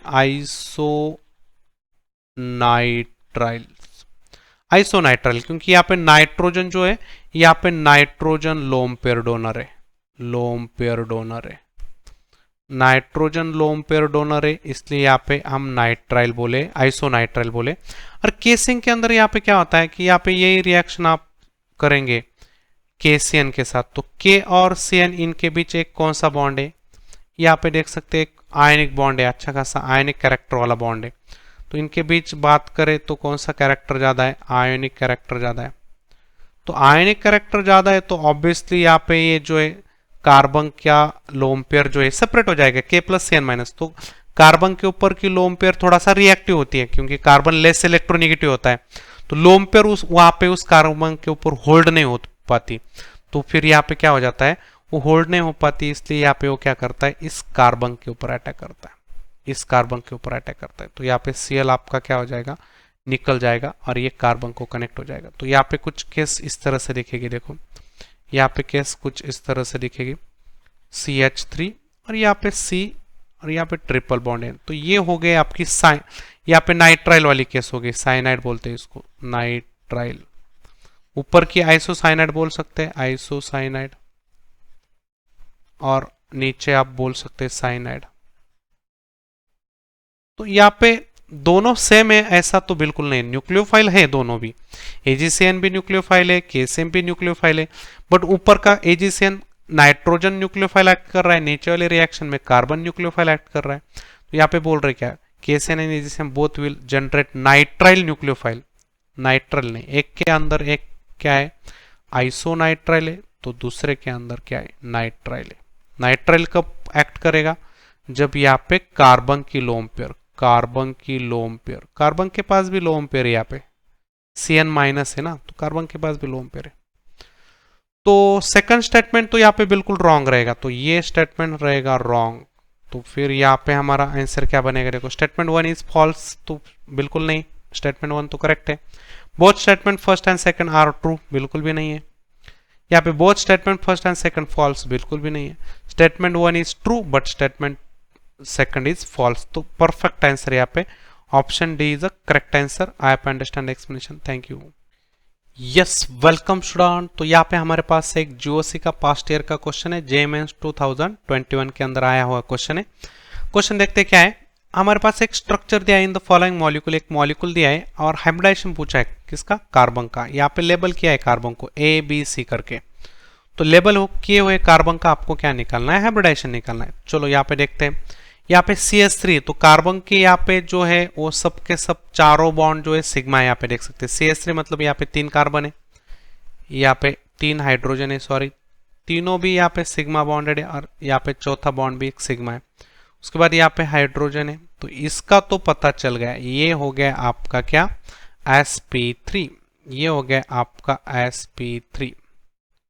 उसके बाद यहाँ पे देख सकते हैं इस कार्बन का हाइब्रिडाइजेशन देख सकते हैं। अभी यहाँ पे डबल बॉन्ड ड्रॉ करेंगे, यहाँ पे आपका कार्बन हाइड्रोजन, उसके बाद यहाँ पे ऑक्सीजन और यहाँ पे बेंजीन करेंगे। तो यहाँ पे देख सकते हैं स्टूडेंट, यहाँ पे देख सकते हैं कि इस कार्बन का अभी हाइब्रिडाइजेशन हमारे पास है कौन सा, यहाँ पे डबल बॉन्ड है, तो 1 2 3 सिग्मा बॉन्ड और जोरो लोन पेयर, तो यहाँ पे sp रहेगा, sp। और उसके बाद पूछा है ये वाले कार्बन का, तो इस वाले कार्बन को कितना लोन पेयर तो जुड़ है। यहाँ पे हाइब्रिडाइजेशन निकालने का फॉर्मूला क्या है, हाइब्रिडाइजेशन, हाइब्रिडाइजेशन का फॉर्मूला क्या है, number of lone pair plus number of sigma bond, तो सिग्मा बॉन्ड पेयर। तो यहाँ पे आप देख सकते हैं कि इसका लोन पेयर तो जो है सिग्मा बॉन्ड कितना है, 1 2 3 है, मतलब यहाँ पे sp हाइब्रिडाइजेशन बनेगा, sp2 बनेगा, sp2। यहाँ पे भी आपका sp2 बनेगा, यहाँ पे देखो इस कार्बन का जो है डबल बॉन्ड है, sp2 बनेगा। तो यहाँ पे हमारा आंसर क्या बनेगा, देखो A, ये हो गया A, ये हो गया आपका B और ये हो गया आपका C। यहाँ पे आंसर क्या आएगा, देखो A का sp3, B का sp2 और C का sp2, मतलब ऑप्शन A आएगा यहाँ पे। तो option A is a correct answer. I understand the explanation, thank you.